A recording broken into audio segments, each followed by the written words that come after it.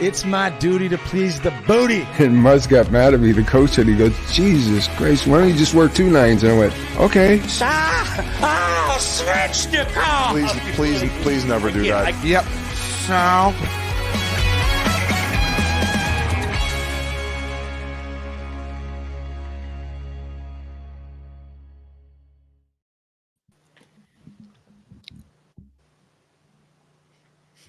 Hello, everybody. Welcome to episode 499 of Spittin Chiclets, presented by Pink Whitney from our friends at New Amsterdam Vodka here in the Barstool Sports Podcast family. What's going on, gang? Second round in full swing. We got some wacky guests today. But first, we have a word from one of our delightful sponsors. Gang, you know the drill. The pink stuff. Pink Whitney. Head over to your local bar and make sure to order some of this stuff.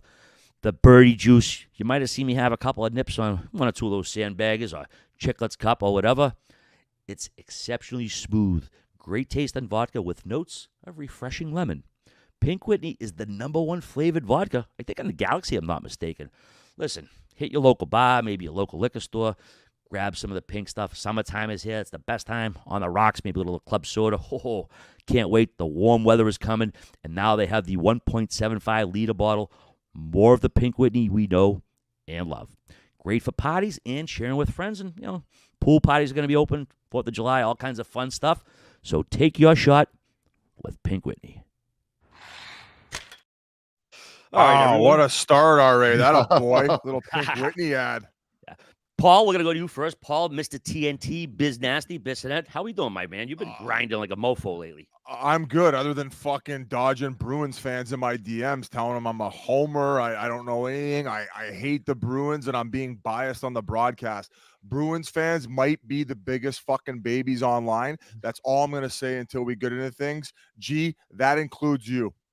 Oh, taking a shot. Gonna chime in there, G? No? All right, he's going to fucking go. No, I mean, what are you going to, like, what am I going to say right now? Like, yeah, I've been bitching nonstop online for 3 days. The refs have been brutal, but that's not why they're losing. We'll get into the Bees in a sec here, but that's not why they're losing. They've been dominated 90% of this series. Thank you. Some a sensible take from a Bruins fan. We got a couple special guests today. Witt's away today. He's got some family stuff. He'll be back Wednesday, so we'll be thinking of him. But usual suspect, Matt Murley. What's going on, big guy? How you hitting? I thought Witt was up in Edmonton. I thought he went up there to take care of some business that the rest of that team didn't do. We'll get to that, I hope, later as well. Oh, yeah. Absolutely. That's second on our agenda. Yeah, absolutely. Hey, both captains for the Oilers and Bruins have been getting some cheap shots the last couple games, so we will get to that very quickly, Mur. Absolutely. Not done introducing yet. The man himself, Keith Yandle. What's up, buddy? Thanks for joining us once again. What's up, fellas? Good to be here. RA, you calling me wacky is pretty fucking out of control, by the way. Yeah, agreed. You don't think you're a little wacky sometimes? I mean, coming from you, it's a little strong. I mean, yeah, I would say I'm a little wacky, but I'm not a fucking RA. Well, you did say when you got on, you got to take your pants off to get ready for the stream here, because this guy's been going pantless. RA showed his gaunch a couple weeks ago. Oh, have you been watching a ton of hockey? And has been your most watched series been the Boston, Florida one? Yeah. Been paying very close attention to that one. Been a fun series. I've been watching all the games. I mean, some of them are a little late, but catching up in the mornings. Great hockey so far. Great hockey. It's been awesome. We're going to dive into a lot of it, but some fun stuff going around, and especially makes it fun for schmoes like us to talk offline.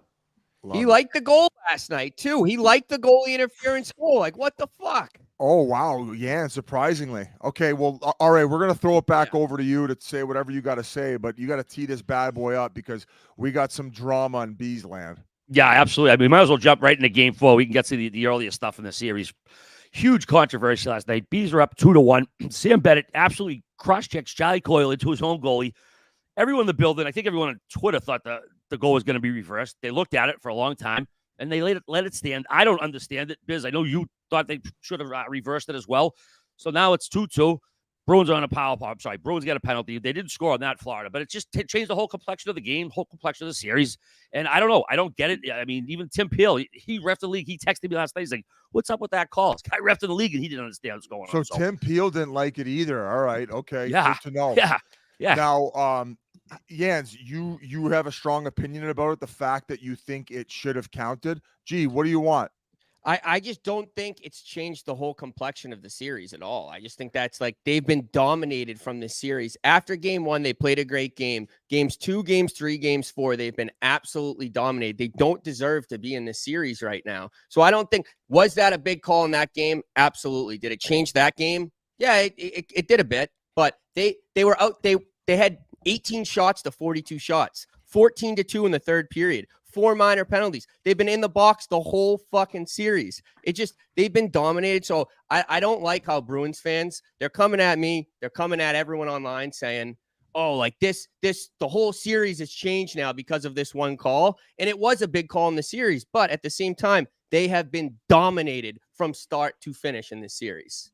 Yeah, but I'll tell you where that matters. Sorry, go ahead, I'll Keith. tell you where the Bruins lost the game last night is when I heard the entire crowd chanting, "Shoot the puck, shoot the puck." Oh no, really? Like, that is not Yeah, that's tough. like, save that for the fans that don't know anything about hockey. Boston fans, you got to be better about that. Granted, do you want them to shoot it on the power play? Coming from a guy who never shot, probably, yeah. But I mean, they're the ones out there doing their job. They know what they're doing. I don't think they need to hear 18,000 people screaming, "Shoot the puck." But Yeah, as far as especially the goal, drunken idiots in the crowd, the same ones that are in fucking DMs who don't understand the game. Now, Yeah. you were okay with it, Keith. That's I'm shocked to hear that. well, RA saying it's a wicked cross check, I think, is a little over the top. I think he pushed him. And Either way, however he did it, he sent them into his goalie. From what I've been told is that you can't call that back unless you're going to call a penalty. So he would have had to call Bennett on Coyle for cross-checking, which they didn't. You can't review a penalty. Obviously, he might not get the puck if he doesn't push him. I thought it was a headsy play by Bennett, pushing him to be able to separate himself and get some room and bang that one in. But I thought it was a heady play by him, just kind of making room for himself, pushing him into the goalie. And, whether it gets called back or it doesn't, he made the right play. And at the end of the day, they got the goal. So it kind of reminds me of the one, was it Shea who got it when he pushed Trocheck? Yeah. It's just like with where he got him, and obviously with Coyle's momentum going that way into the net. Now, I agree with you. If that's a high slot opportunity where you kind of get that push off there and then he would be able to get the shot off, I don't think 1 time out of 10 it would be called a penalty. But because it just so happened to be at the top of the crease and he pushed him into Swayman, I thought that they were going to call it back. And the fact that it was Bennett, and people say, well, what does that have to do with it? I'm thinking if you're at the league and you understand that this guy just got away with murder the game before, the new clip has came out, that you might, from like a in the back of your mind perspective, say, you know what? The fact that he's even playing, he should have probably got a game suspension. And now that he's cross-checking the guy in the back at the top of the crease into the goalie, which at that point, RA, I agree with you. He couldn't get up and make that save. And people's other argument are Swayman's been making those types of saves all series long, where he's able to get over and at least get a piece of it. And that was the argument for the Bruins. And that's what I agreed with. I did think that there was a chance that they weren't going to call it back, at the fact that it was kind of one of those little harmless cross checks where you see that a ton for separation and body position. And it just so happens it's Bennett the Menace, the guy who fucking punched their captain right in the chops the game before. And he's public enemy number 1 in Boston. I just think it was the perfect storm, Murr. And would you not agree that if you're at the league office, maybe you take into consideration this guy suckered Marchand right in the chops. He shouldn't even be playing in this game. He'd been running guys and terrorizing guys to start the game, and all of a sudden he pulls off that to get the fucking tying goal. Or was that the go-ahead goal?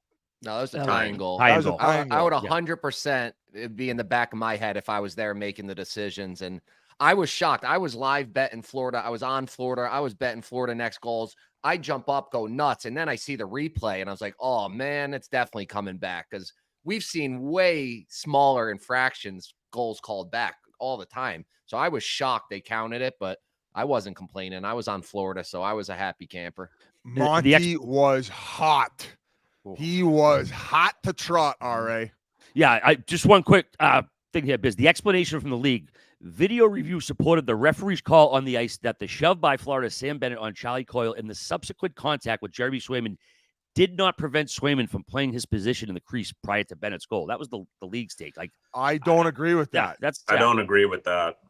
Toronto ruled that it was a good goal, that the play didn't interfere with the goal. That's the explanation I got. What did you see on it? When you saw the replay, you made the decision to challenge. What led to that decision? So we actually got to call the situation room after this got called. So like Ace hopped on the call and they said that they didn't think that the push from Bennett warranted them calling it back. They thought it was a harmless push in a fight for body position. And that's where I'm like, I don't know, man. I can't really agree with that, but that was the ref's call on the ice.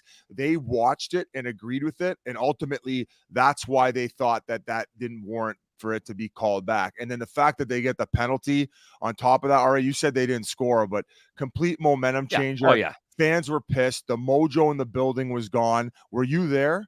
Oh yeah, I was there. Yeah, it was opposite of Friday night. Friday night was like a funeral. It was like a church in there. Dead. It was dead in there Friday night. But for a Sunday night, I mean, I don't know, people were juicing all day, but the crowd was really good last night. They were into it. I mean, they had the place going 2-0 lead early, and then I mean, I disagree. The whole thing swung on that. I mean, if they reverse it, it's 2-1. They don't get that power play, which going to sap Bruins energy from killing a penalty. I don't know. It's fair to say. It's fair to say that game swung. That game in that moment swung. But they've been. You said in your statement that it's the whole series is swung. Well, they've been dominated this whole series. I completely agree with G. RA, in that game, though, they were relying heavily on Swayman, where if that doesn't get called a goal and it gets called back, if they hang on, all of a sudden you have a tied series. If Marchand doesn't come back in the way they've been playing, I agree where I don't think that they're going to come back in the series because they're being drastically outplayed, outshot 2-1. I keep saying, Jans, is there a better team along the yellow than the Florida Panthers? Is there a better team off the rush that's able to gain the line with such easy access? Why can't the Bees hold the blue line? It seems like every time they're just backing up and Florida's coming in, they're pulling up, they're doing whatever the fuck they want with them. Yeah, it is. And I don't know if it's lack of back checking, because usually as a D, you can gap up. If your forwards are in good position in the neutral zone, you can have a pretty good gap. But when you're, if the one forward stretching you and the other forward is kind of, coming low, getting speed, it's tough to get a gap there. So I think the forwards for the Bruins have to do a better job of kind of slowing them down through the neutral zone to get them, to have their D be able to gap up, because at the end of the day, they got good mobile D that can get gaps. I mean, I'd say Forbert's probably their least mobile guy. He didn't even play last game, but it's like they have the D that can gap up and be in good position. I think it's just a little bit of kind of in the neutral zone, having your forwards in the right position and not letting them get that, speed through the neutral zone to be able to get the blue line. You think the wingers constantly stretching is what's pushing the D back, and then the center's coming so low, so there's just so much space between the forwards for the Bs and then the D, and then that's where they're just exposing that middle of the ice? Yeah, and they also have guys like, you give Barkov the puck in the neutral zone with some space, he's going to get in. He's a one-man break-in. Verhaeghe's the same way. Matthews the same way. Like, they're smart players. Like, they make really good plays, and when they have room, they take advantage of. A lot of guys, especially in playoffs, you see the red line, you get the red line, you get it in. I think they're doing a good job of being patient with the puck and not dumping it in every time, making plays, and then that way you tire teams down in the defensive zone. Keith, when you played with Bob, did you find that like as the game went on, he got better as the game went on? It seems like, his save percentage isn't great this series, but he seems to make these unreal saves like late in the third period all the time when they need them.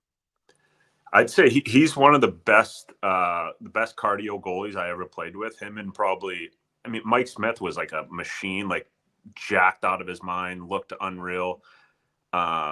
Another guy, crazy cardio. But I think Bob is one of those guys, like the longer the game goes, the better he is. Like if it goes to 3-4 overtimes, I think he's going to be as good in the first as he is in the fourth overtime. Like his cardio is insane. He works his absolute bag off. Like, this guy is working hard every single day, doesn't take days off.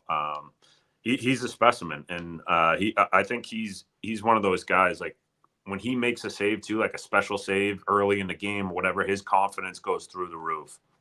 I think we need to go back to the hit in game 3, boys. Like, Yeah, what hit? Like, okay, so were you there when Bennett was there, or did he come over from Calgary after? Okay, so you were there when he got there. Yeah.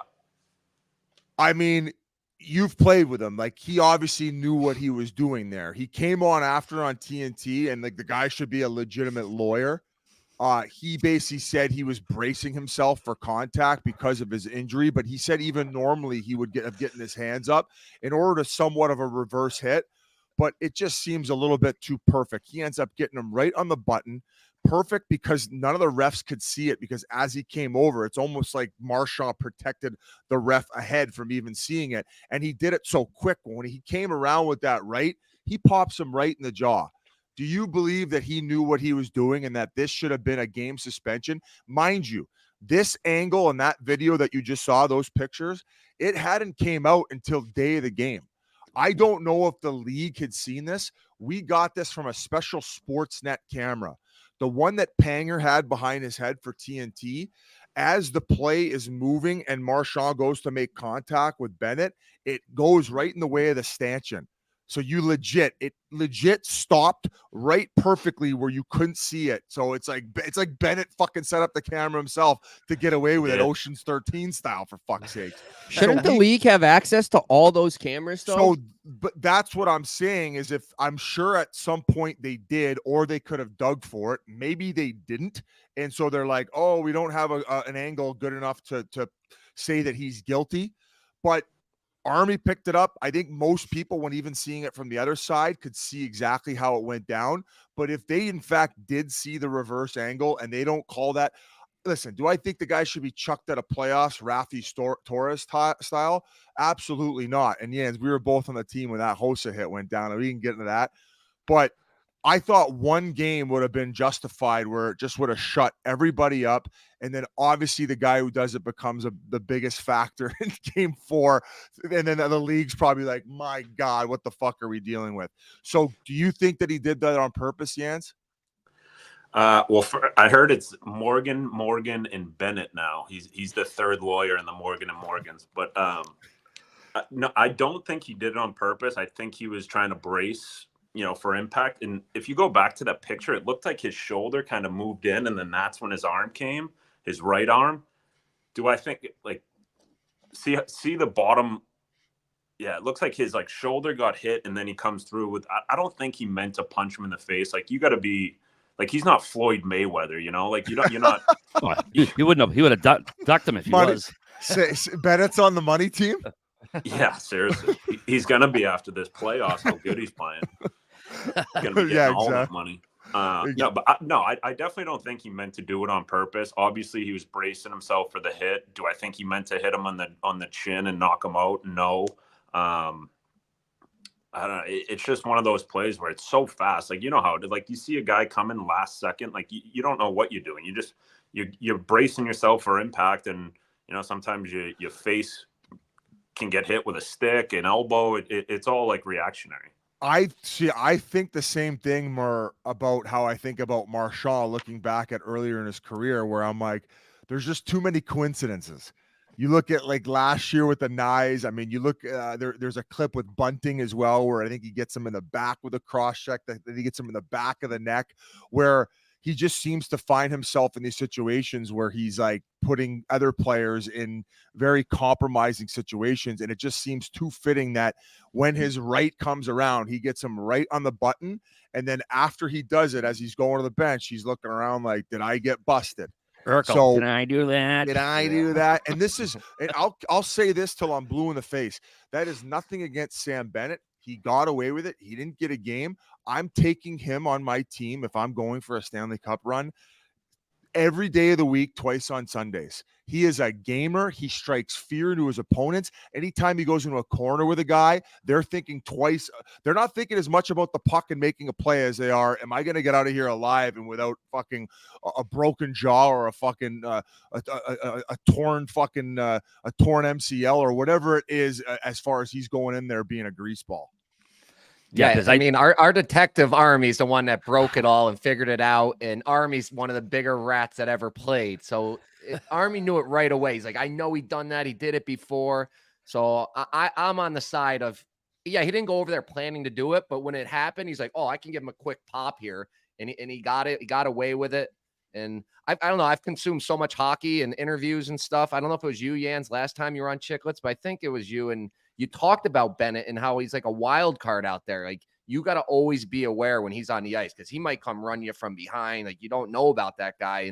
And that's what you get in playoffs. And that's why a guy like that is so valuable. Not only like the stuff you see, but the guys are always thinking about him. Like, oh no, where's Bennett? He's out there. So yeah, he's doing his job. Let Jans chime in on that. Like, is that the case, Jans? Or did we lose him? Is he frozen? Oh God, I think we lost him to bad Wi-Fi. We have Witty Wi-Fi and Jans Wi-Fi. Jesus. Okay, we lost him. RA, what do you think about that? Well, first off, we like Burrows said, we got to give kudos to Army, dude. Of all the people watching this game on TV and radio every day, he was literally the only person that noticed it. Like Burrows said, because he did some scumbag things when he played. What did he say? It was like when they interview a serial killer to find out how other serial killers kill people. Like, he was comparing himself to that. But it was brilliant. He saw it, and it's amazing when you think about it. Nobody else did. I mean, Jake DeBrusk was right in front of Marchand. He didn't see it. But Biz, I thought the late clip that come out mysteriously 2 days later, I thought that was pretty incriminating. The way his hand just had a little too much force, a little too on point. I thought it looked intentional. And dude, Marchand looked like he was out in his feet as well. Did you see the way he landed? He didn't really brace his fall. He landed lateral, and that's when you knew. I thought originally already he'd like winded himself, because when you went into brace, his elbow was tucked in. And sometimes when you get hit like that, it'll get you like right in that rib lung area, and then all of a sudden you're out of wind. And then when he was on the bench, he wasn't touching his head. He was just kind of keeled over talking to the trainer, and that's why I'm like, oh, he's just gonna catch his wind here, and But yeah, it's and then people said, because he continued playing that game, he got in a collision later on where he rocked somebody. He actually threw the hit. So they said that maybe that affected it even worse, because he ended up leaving, I want to say, after the second period, based on the hit with Bennett trying to keep going, more vicious contact on the second one.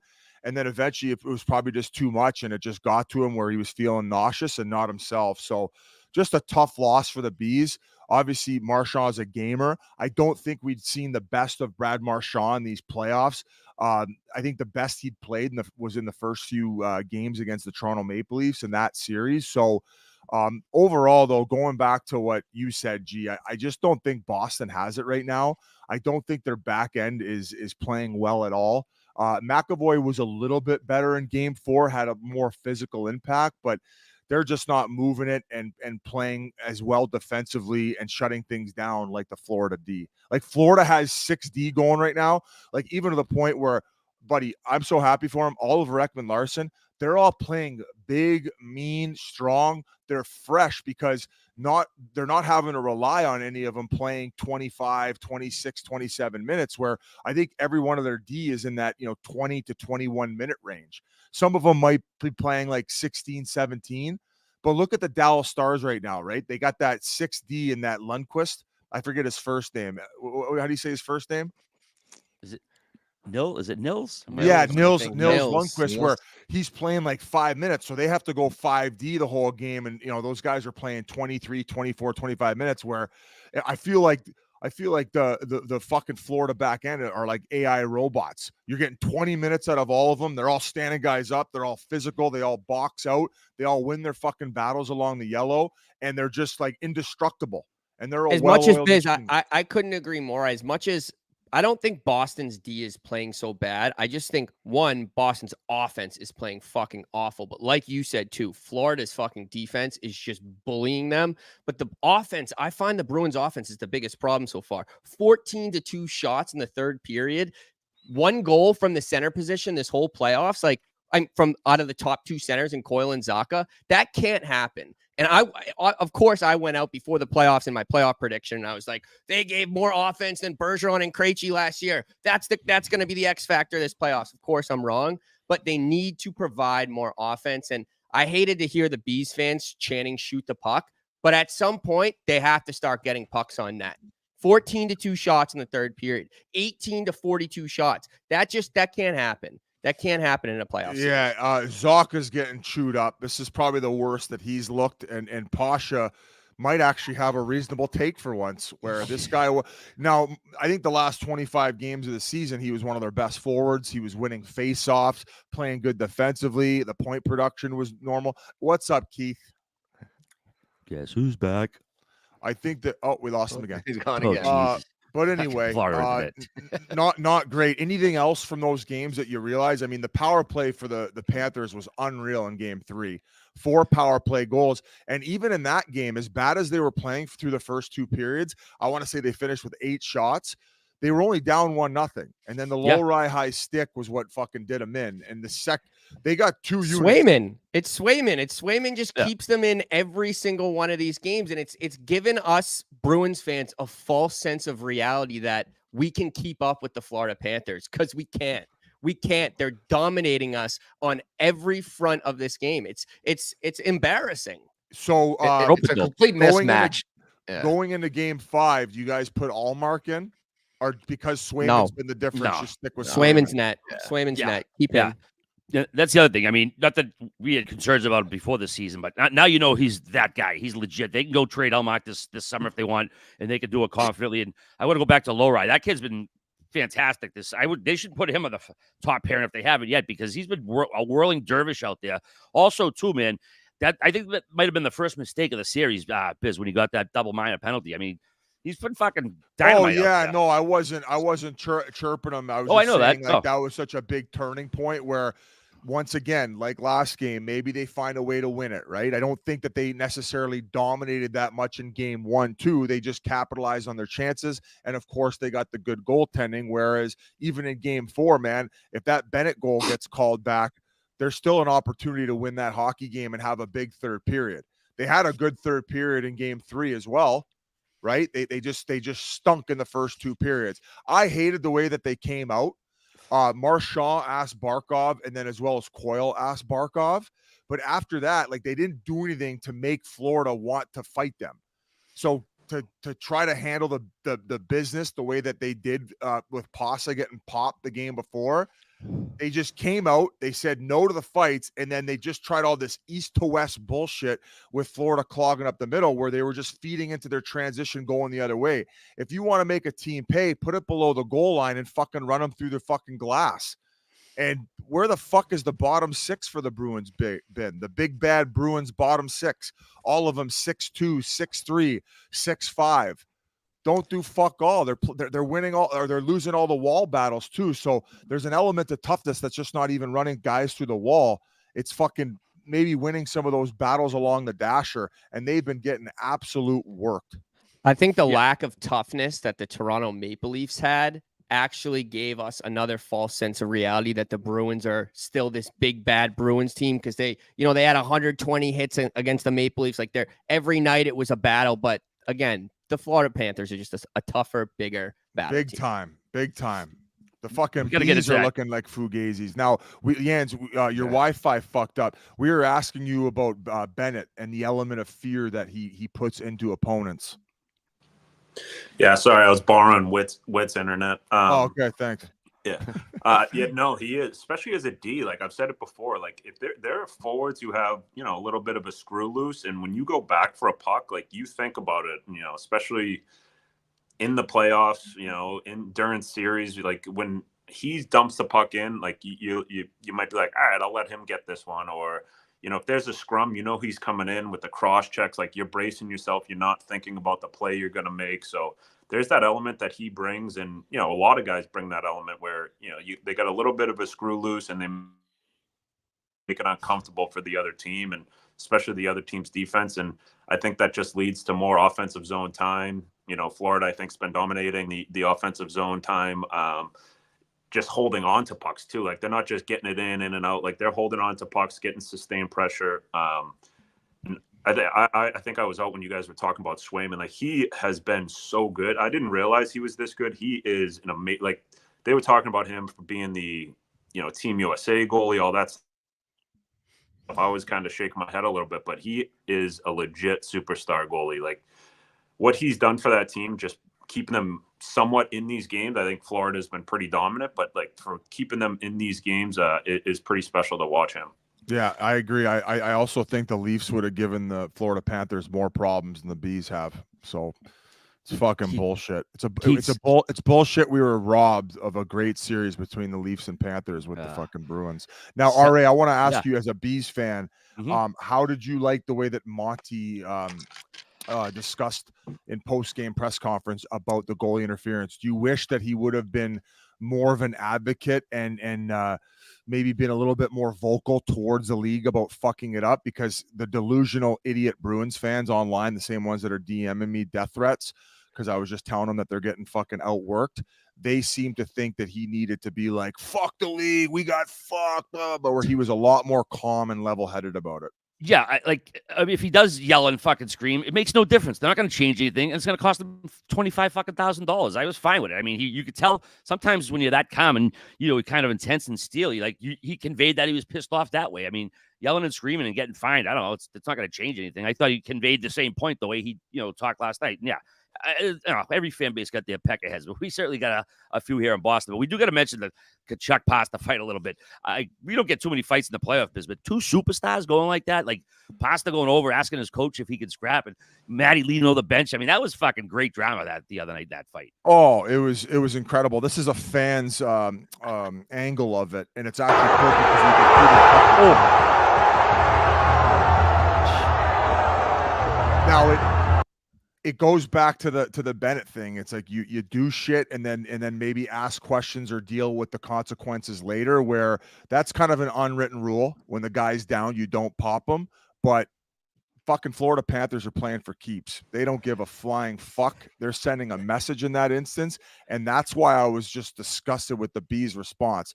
Yeah, they can go ask these guys and grab them, but you have to force them to want to fight you and then at least kind of dictate all that in a sense of your play, where they just coming out in game 4, it seems like they had a plan and they didn't have a backup plan, because the minute they started getting dominated, they looked like fools. Burls, are they done? The Bees toast next game or what?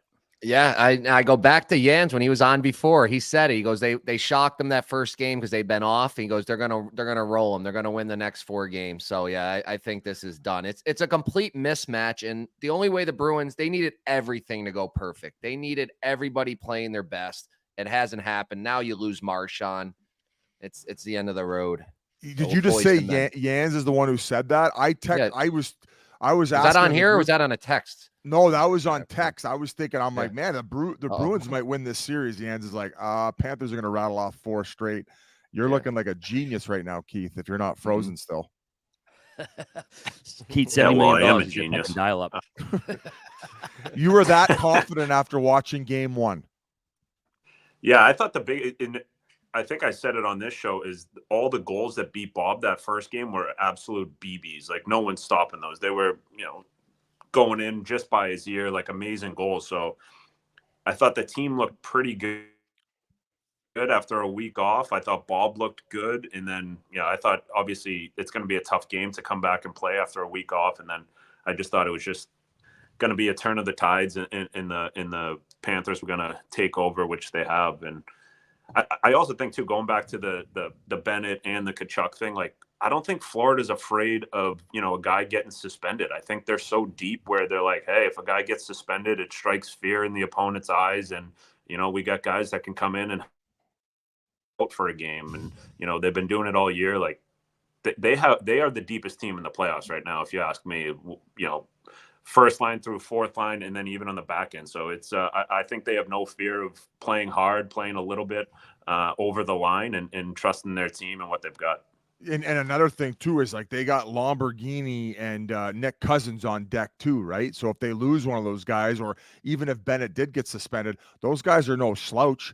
I mean, Right. I think that I think in the first series against Tampa, like the fourth line came fucking up huge, like the Nick Cousins line, and now he's out of the lineup. So I agree with you, man. Definitely the deepest team. Now, if they did lose a D, who's the seventh guy in line for the Florida Panthers? I don't even think they have one. Oh, they don't have another safety valve. Well, they do up front. So why are you No, laughing? I don't know. I honestly don't know who it is. But you know who's been awesome is Kyle Okposo. Like, Awesome. Taking it, Him just a and guy, Lawrence. huh? Him Yeah, and Lawrence. I know. Like they're just doing their job well. Like Kyle Okposo has been a offensive guy, first line guy in this league, and he's just accepted his role coming in, playing hard minutes, holding on to pucks, like you said, owning the yellow. And that goes a long way for a team. Guys, speaking of suspensions, we do have a little news here. Potential suspensions. Chris Johnson's reporting Carson Soucy will have a phone hearing with NHL player safety for cross-checking Connor McDavid at the end of Game 3. I said that, and I don't think that he should get suspended for that. But the fact that it's the star of the league and he had to eat one in the teeth, I just thought that there was a way that they were going to bring him back in the series for the Golden Boy. And I bet you that he ends up getting a game because Carson Soucy has been awesome for Vancouver and he's been shutting down a lot of that offense. The whole backhand has. They're fucking big and they're playing well. So before we get to that, RA, I'll send it back over to you. Yeah, I was going to say we got a word from our sponsor before we do get to the Vancouver Edmonton series in a moment. All right, everybody, before we go any further, there's a few words from our good friends over at Game Time. The Game Time app, I love this thing. Even if I'm not going to go to a game, a concert, I love fiddling around. Big map geek, love checking out all the seats. Summertime concerts. So right now, Fenway, you got Pearl Jam coming. You got Metallica coming, a Foxborough logo. The Rolling Stones in a couple weeks. You get the Rolling Stones for $100. You kidding me? The greatest rock and roll band of all time on Game Time. Game Time is the official ticketing partner of Barstool Sports, and you shouldn't have to worry when you buy tickets to your next big event. Game Time is the fast and easy way to buy tickets to all the sports, music, comedy, and theater events near you. They got flash deals for sudden discounts, zone deals for when you're feeling a little flexible, and their lowest price guarantee means that if you can find the same seats for less anywhere else, Game Time will credit you 110% of the difference. Game Time is the best place for last-minute seats with up to 60% off of your favorite events. What are you waiting for? Gonna hit the Stones, Metallica, and Pearl Jam all summer? Get yours now? Take the guesswork out of buying tickets with Game Time. Download the Game Time app, create an account, and use the code Chiclets for $20 off your first purchase. Terms apply. Download the Game Time app today. Last-minute tickets, lowest price, guaranteed. Jens, are you pals with Lomberg? Yeah. I bumped into him in the press box the other night because last couple of games he's a hot shit, man. I was talking to him for a little bit. Was he married to a local girl? Eating ice cream with the enemy coach? You were fucking playing tummy sticks Wow. with Lamborghini in the midst of your Cake eater. team's playoff series?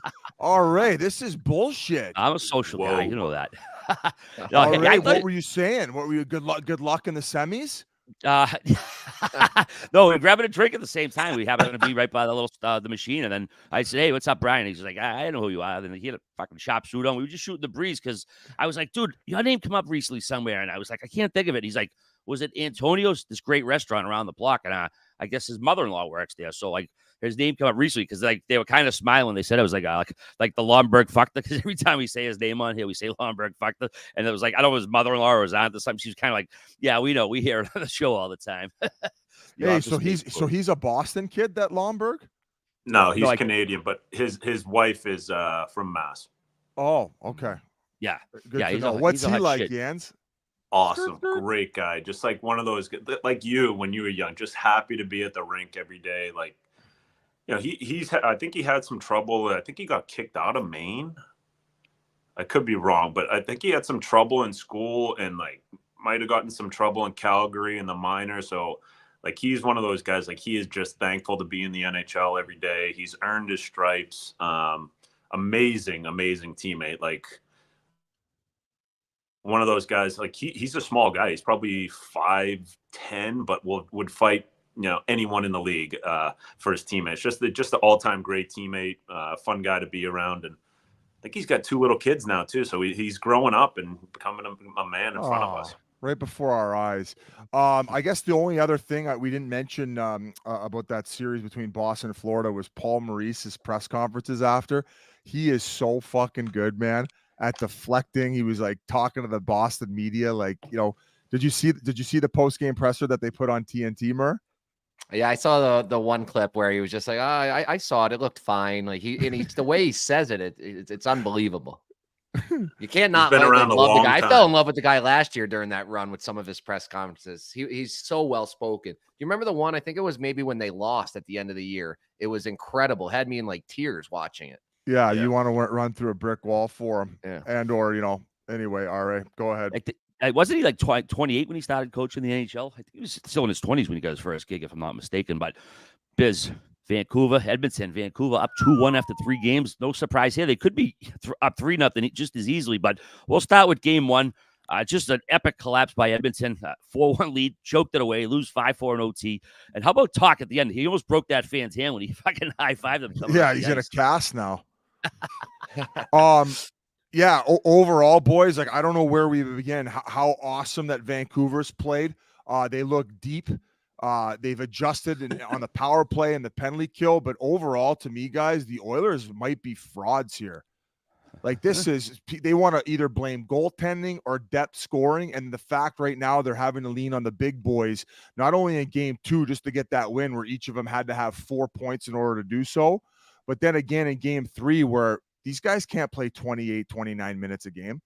That's not a well-balanced lineup. They're getting no secondary scoring. The bottom 6 is getting chewed up. That third D pairing looks awful right now. I think they're spending every shift in their own end. And through 20 games of his playoff career, Skinner's got the worst save percentage of an Edmonton Oilers goaltender ever. We're talking in the 80s when it used to be 6-5 here in 7-6 style games. This is fucking horrible numbers. The problem is, though, is they got Pickard. I don't even know how to say his last name. So do you go to him or do you instill confidence in the guy who's gotten you there throughout the course of the whole season and not hit the panic button? I don't want to take anything away right now for what Vancouver has accomplished in these first 3 games. 5-on-5, they look way better. They got them figured out. JT Miller's a fucking beast. Quinn Hughes is an absolute motor back there. Arthur Sheloff is playing out of his mind. Listen, Lindholm has been such a good pickup. Boys, he had 6 goals since he was picked up to the end of the season, right? I think he was in 22 games. Remember, they got him right before All-Star. So they had quite a bit of time with him. I think people were regretting that trade. Now he's got 5 goals in these playoffs compared to the 6 he had to finish off the season. So he's been a huge lift for that third line, in which Garland and Joshua and him have been chewing up the Oilers because they don't have any fucking depth. And the Big D, man, the Big D are giving Edmonton problems. They're fucking cycle busters. They're forcing everything to the outside. If they are able, Edmonton, to get that speed and they do get the zone, they put them below the goal line. You got Ian Cole, Myers, Zadorov, Susie, you name it, leaning on them, and then they're getting that center support, and then they're out of the zone. Yes, Edmonton at some points have dominated. I think it was in the third period of game 2 where they just took over. And I even think towards the back half of last game they did too. But ultimately, they're power play merchants right now. But Vancouver, with the adjustments they made, matched them. They got their 2 power play goals too. And I don't know if you guys noticed, Ace picked it up on the broadcast where you had JT Miller on that left side as that flanker, where all of a sudden they switched it up and it was Besser having the shot in the slot area. And he was kind of at the top where that's just great coaching by Talk. So I'll throw it over to you guys. Like, I'll start with you, Murr. Like, what are you seeing here? Do you think it's more the Edmonton Oilers are frauds, or they're just being outplayed by the Vancouver Canucks, or a mixture of both? Yeah, I don't know if they're hitting the panic button. I've hit the panic button because I can just see us having to go to Vancouver now for the finals, and like me and Whit will be walking through the streets. They'll be yelling shame, like Game of Thrones. Fuck that guy, man! Fuck that guy, man! Like it's a disaster, but it's exactly what we've talked about. What did we say the Bruins are lacking? The secondary scoring, bottom 6. What does these other teams have? What does Florida have? It's the same thing. There's no secondary scoring at all. It's just those 2 guys. and then they team them up together and they dominate for long stretches, but that's not a winning recipe. First liners get you into the playoffs. The second, third, fourth liners win you the Stanley Cup. As a guy in my beer league, Mike Cameron told me that's the way it is, and it makes perfect sense with this Edmonton Oilers team. So I think I don't see them winning this series. I think we're going to end up in Vancouver somehow, and instead of our meet and greets, our Pink Whitney meet and greets, it's just going to be like a roast. We're going to have to just sit there, and then Vancouver Rough and rowdy. Do a roast. Yeah. We should do a roast. I mean, they're back, right? Brady made them They just get to popular walk again. by. They stand, instead of standing in line for a picture, they stand in line to get to the microphone, and we just got to stand there and take it. Well, you kind of look like Jeff Ross, already. You could just lead it. Jeff Ross would take offense to that. Yeah. Fuck you, Bothberger over there. Yeah. I will say, Go ahead, bud. I will say this is an absolute masterclass of coaching by Rick Tocchet. Oh, What unbelievable. he's doing to the Edmonton Oilers, 5-on-5 is insane. Like, whatever he makes, they should double it after this playoff They're series. gonna have to. He's been able, even on the road, like with the second change, he's still like he's just smothering them 5-on-5. And we talked about it, and I think I said it with Adam Foote, like the way that he played his game, just tormenting superstars for 20 years. You see Zadorov, you see Soucy, even Quinn Hughes. Like, you see these guys just absolutely tormenting these superstar players. And it's it goes to show you how important coaching is, because Talk is putting an absolute clinic on right now behind the bench. He's doing unbelievable. Like if they could figure out their PK, I don't know who runs their PK. Well, they did in the If third they could period figure that last out, night. the series would be over in 4. Well, they did in the third period. Yeah, They had that's true. 2 huge kills, right? And Zadorov, one of their best penalty killers on the back end, was in the box. And I forget who the other one was, but they didn't look as threatening and with the adjustments they made in that third period. And then they ended up shooting blanks in Edmonton. Who's the other guy? Besser. His clutchness continues, man. Wow. You get those opportunities come playoff time, man. It's bang, bang, right? And he got those 2 quick shots. The one was a complete breakdown where Draisaitl and McDavid were swinging in the D zone. And he kind of, remember on that cycle, JT Miller pumped it along the wall, and then it came back down. And then, buddy, JT Miller, 9th assist of playoffs. He finds that seam when sucking in Ekholm and Connor McDavid to find Besser, and boom, low blocker. And then he gets that other chance, boom, low glove.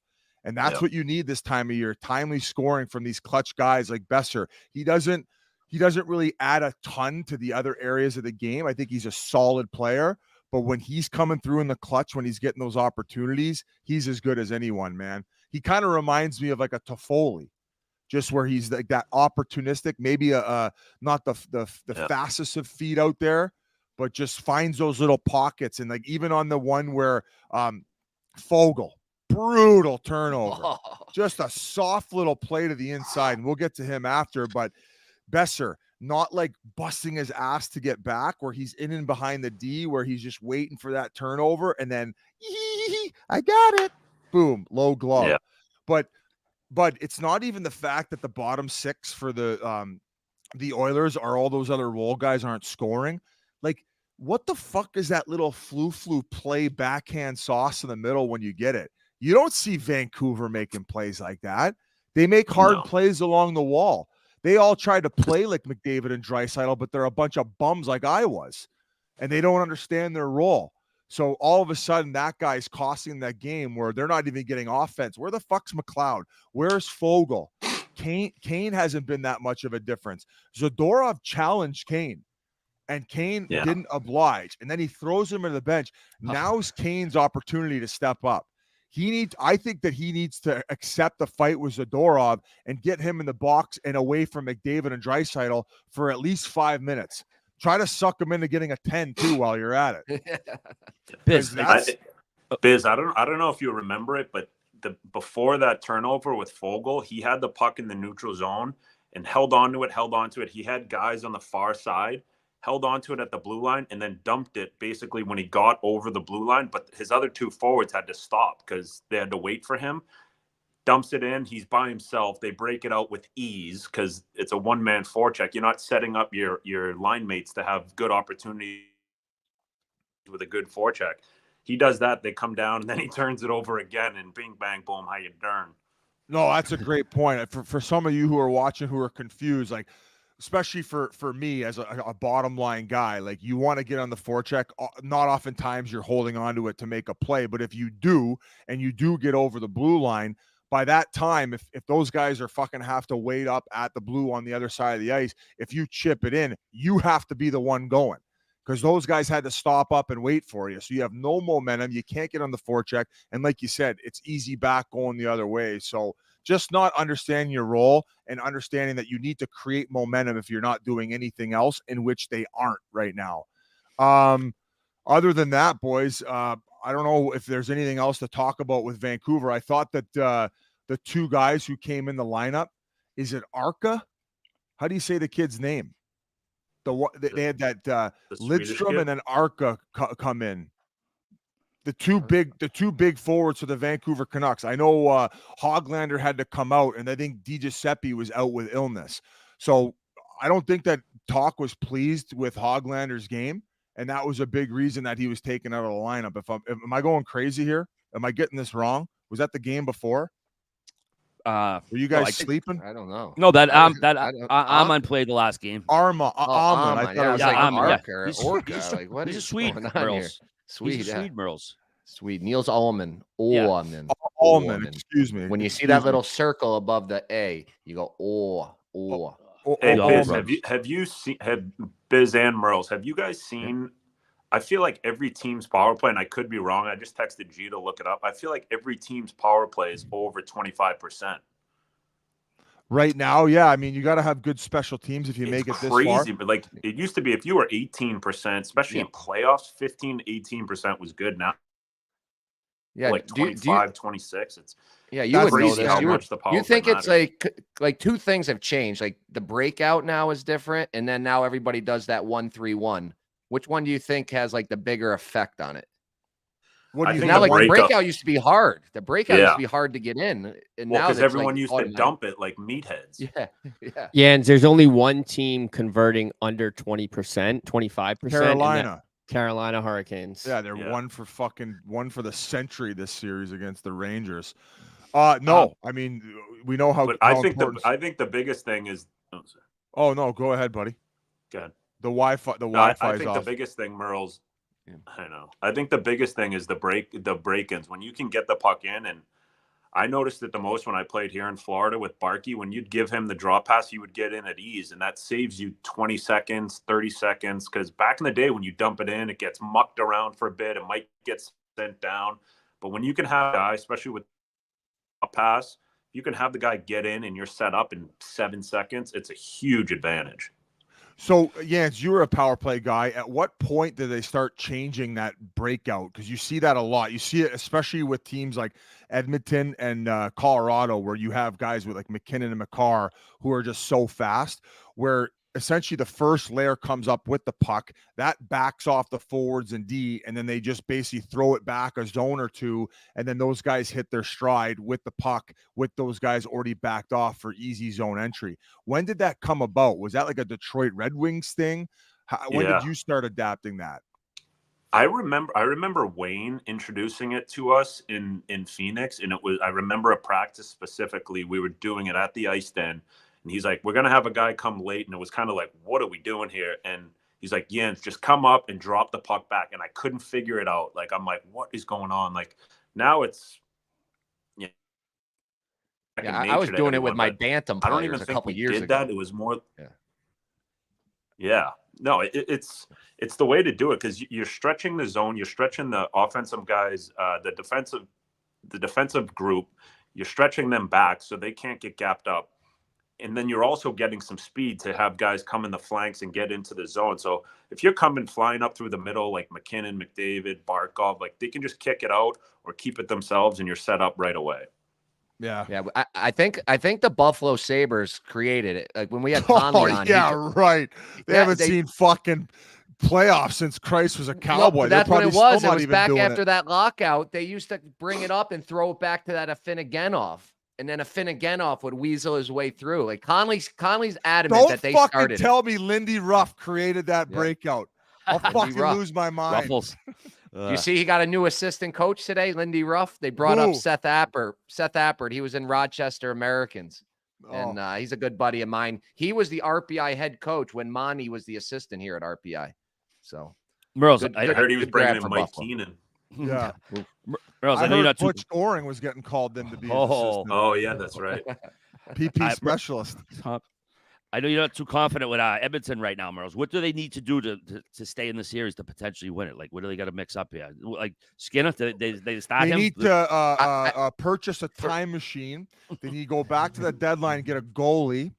They need to figure out their third pairing defense, and then also go get more secondary scoring. So that would be, and then maybe even further where they took a little bit off the cap hit from Draisaitl and McDavid to get them a little bit more help. But once again, they need all that money because they're fucking doing everything. Yeah, I think you got to go Skinner. He's got him there. It's on a home game. But I need Perry or Kane to start that game and go grab Quinn Hughes or Pedersen and pound the crap out of them. Because what they did to McDavid is just not right. Like, Biz, like we were talking this morning, me and Miggs, he's like, if Biz was in that game, I think he would have just jumped the bench and went down there and started just pummeling guys. And who gives a shit if you get suspended 10 games? Like, your season's going to be over anyway. Well, yeah. Biz, and you can't Biz did it in preseason. He jumped the That's bench right. in preseason one game. I'm like, dude, that's like a 10-game suspension. You got to chill. So yeah, Radoslav Klesla. Like, got, can you see like McDavid like in the locker room after, be like, holy shit, guys, I got to score every goal, and now like I'm fighting all the fights too. Like, can somebody do something around here? Yeah, buddy, that was a bullshit response, and that just shows you how soft Edmonton is and why I have no faith in the fact they can come back and win this series. I have no faith in them. I think this series is over. I think they're, like you guys said, they're getting out coached. I think they're relying way too much on those two guys, and now he's like, I'm doing everything, and you guys won't even stick up to me. Stick up for me? Fuck you. And going back to that preseason game, I want to say it was King or Nolan who lit up Radoslav Klesla, and Max Domi was coming back to the bench, and he made eye contact, so I thought for sure he was coming. And as soon as we made eye contact and his feet were heading, I hopped for him because I was actually supposed to be the next forward. And then he noticed that there was a scrum going on the other side of the ice, so he stayed on the ice and button hooked. So I got the sixth man out there. I got a 10-gamer. I was about to lose 70 grand of my salary. I was like, please don't. I've already spent the money. And they reduced it. They reduced it to 3 games, like Bettman and them. So I didn't end up fighting it. And then I lost like 11 or 12 grand in salary and only got 3 games. So whatever. But fuck. Biz was getting Venmos from all the guys on the team. He was sending guys Venmo requests for the money. He was like, hey, I stuck up for you guys. Shut the fuck up. Dude. Venmo wasn't even a thing back then, you asshole. Hey, I want to know the date in which Venmo was created, and then maybe I'll agree with you that I did that. Yeah. I was doing invoices. I had PD, our video guy, print them out. Biz, would you stop What's Picard this if you were for? Knobloch? That's just as good as money. What's that? Biz, would you stop Picard if you were Knobloch? So I said after on the broadcast that I would have, just because I don't. So it goes back to what I thought about Anderson in the Carolina-New York series. Every time they've needed that one neck save, he hasn't been able to get it. And in fact, game 1, think about the bad goals. The one when Lindholm came around the net when his paddle was off. There's a Dorov one where he's doing the reverse VH, where that's an easy one from a horrible angle. Garland, when he's coming down the wing, his fucking how lazy he was coming over with this stick, and then that puck was going to go wide. It hits his pad and then goes in. He banks it in himself. And then the Lindholm goal in game 3, to me, where it was on the back of his blade. It was the power play goal and the one that gave him that insurance at the end of the second period. How are you just not over with that right pad in order to protect that weak little play coming in? So I think he's been weak. I said on the broadcast I would go to Picard, but I think that you don't. You instill confidence in him. You say, we need you in game 4. We've ridden you the second half of the season here. Let's go. We need your best. And obviously, if he's still like he has been the first 3 games, then you give it to Picard. But I don't think you hit the panic button quite yet. I think that you're showing that to your team, and then it'll rattle the lineup. You go back to Skinner. Do you guys agree? I'd go Campbell. What? Are you just fucking around? I mean, No, better than Skinner honestly, right now, wouldn't I you? think I'd go Pickard or Picard, Okay. however you say it. I mean, you got to switch something up, right? I mean, it's one of those things where when you do let in weak goals, and he's let in a few, you gotta answer for it. And I mean, obviously, he's not the main reason why they're losing games, but I think just to kind of get some mojo going in the room and kind of get the team going, you go with another guy maybe. He looks like he has no confidence, Mur. Yeah, it's tough when you're a goalie too, and then I can only imagine the pressure of an easy save becomes so hard, and then it just keeps happening. But I mean, he's not getting a lot of work either. I wonder if that's having an effect on him. What were the shots last night, Ari? That's what Hank said. He's kind of chasing it, and then he's not getting the volume, so he can't gain his confidence and feel good about himself and start feeling it. Where it's like, oh, I let in a bad goal and I haven't seen a shot in 10 minutes now. I better make the next one because my team's dominate and play. So I think that's also been a tough sequence for him, not getting the volume that he's maybe necessarily seeing. But I don't know, boys. 5-on-5, they don't look that impressive. No. Yeah, Skinner gave up four goals on 15 shots. Vancouver 4-0 on the road right now. It was the 28th comeback win of the 2024 playoffs, the fourth highest at this stage of a postseason in NHL history, 58 games. Vancouver, they got 12 goals on 55 shots. That's obscene. I want to ask you, Biz, do you think Zadorov was maybe the sneaky best trade to load up for the playoffs? I think that I said last night on a late night post, their playoff acquisitions at the deadline are paying massive, massive dividends. I wanted the Leafs to go get Zadorov and Tanev, and look at how both those guys are playing. And Zadorov has, the city's fallen in love with him too. So he's feeling that reciprocation and love and energy from the crowd and the fan base, and he is just thriving. And I think the word that Talk had always used with Zadorov is he just has that swagger. Like, he's not intimidated by the speed of McDavid and power of Draisaitl. He, in fact, invites that matchup, and he wants that night in and night out. What was the other thing I was going to say? Oh, and Edmonton, to me, they look a lot like what I saw from Colorado last year, where this year you see that Colorado has that secondary scoring where they can gain all that momentum with their best five guys on the ice, and then they can keep it. But right now, it's like, and they went to it in game 2 where it was the Bouchard pairing. It was Bouchard, and then who's his D partner? And Ekholm, and then the big three up front, where they just constantly are throwing the ace of spade at you, where that's the only time they're getting any type of sustained ozone. And then you get the fucking rest of the lines, and then it's limp dick. So my strategy for the Edmonton Oilers would be, you have to break up Leon and McDavid. I think that they put them together because maybe Leon wasn't feeling 100%, and maybe that injury was lingering. So having McDavid on that line would kind of elevate him and bring him up to what you need from him. But if he's remotely healthy, you need to go back to that 1-2 punch, and then hopefully put Kane with him, because I thought when they put Kane with him, especially in round 1, that they were very effective as a second line. They were just as good as that McDavid line. So they can't just keep relying on the ace of spades and dropping it and playing those guys 28 minutes, because they're going to fucking put JT Miller, the dog, on them, and they're going to lock them up. There's the ice times there. Bouchard 30, McDavid 28, Draisaitl 28. That's not sustainable. No, that's not sustainable. I would split them up. So you got two things going, and then depending on the clock and the TV timeouts, or like an ozone draw, then put that ace of spades out for like that draw, like spot it. Yeah, I think that because they're getting down early, and then they're not getting anything, they're kind of panicking and having to do it. That's why getting that save is so important. And I think it was, I've talked to a couple guys I trust, I got Yans chime in with the Florida series, but at the end of the day, man, if they don't get that big save, they're not going to win this series. Skinner needs to be way better.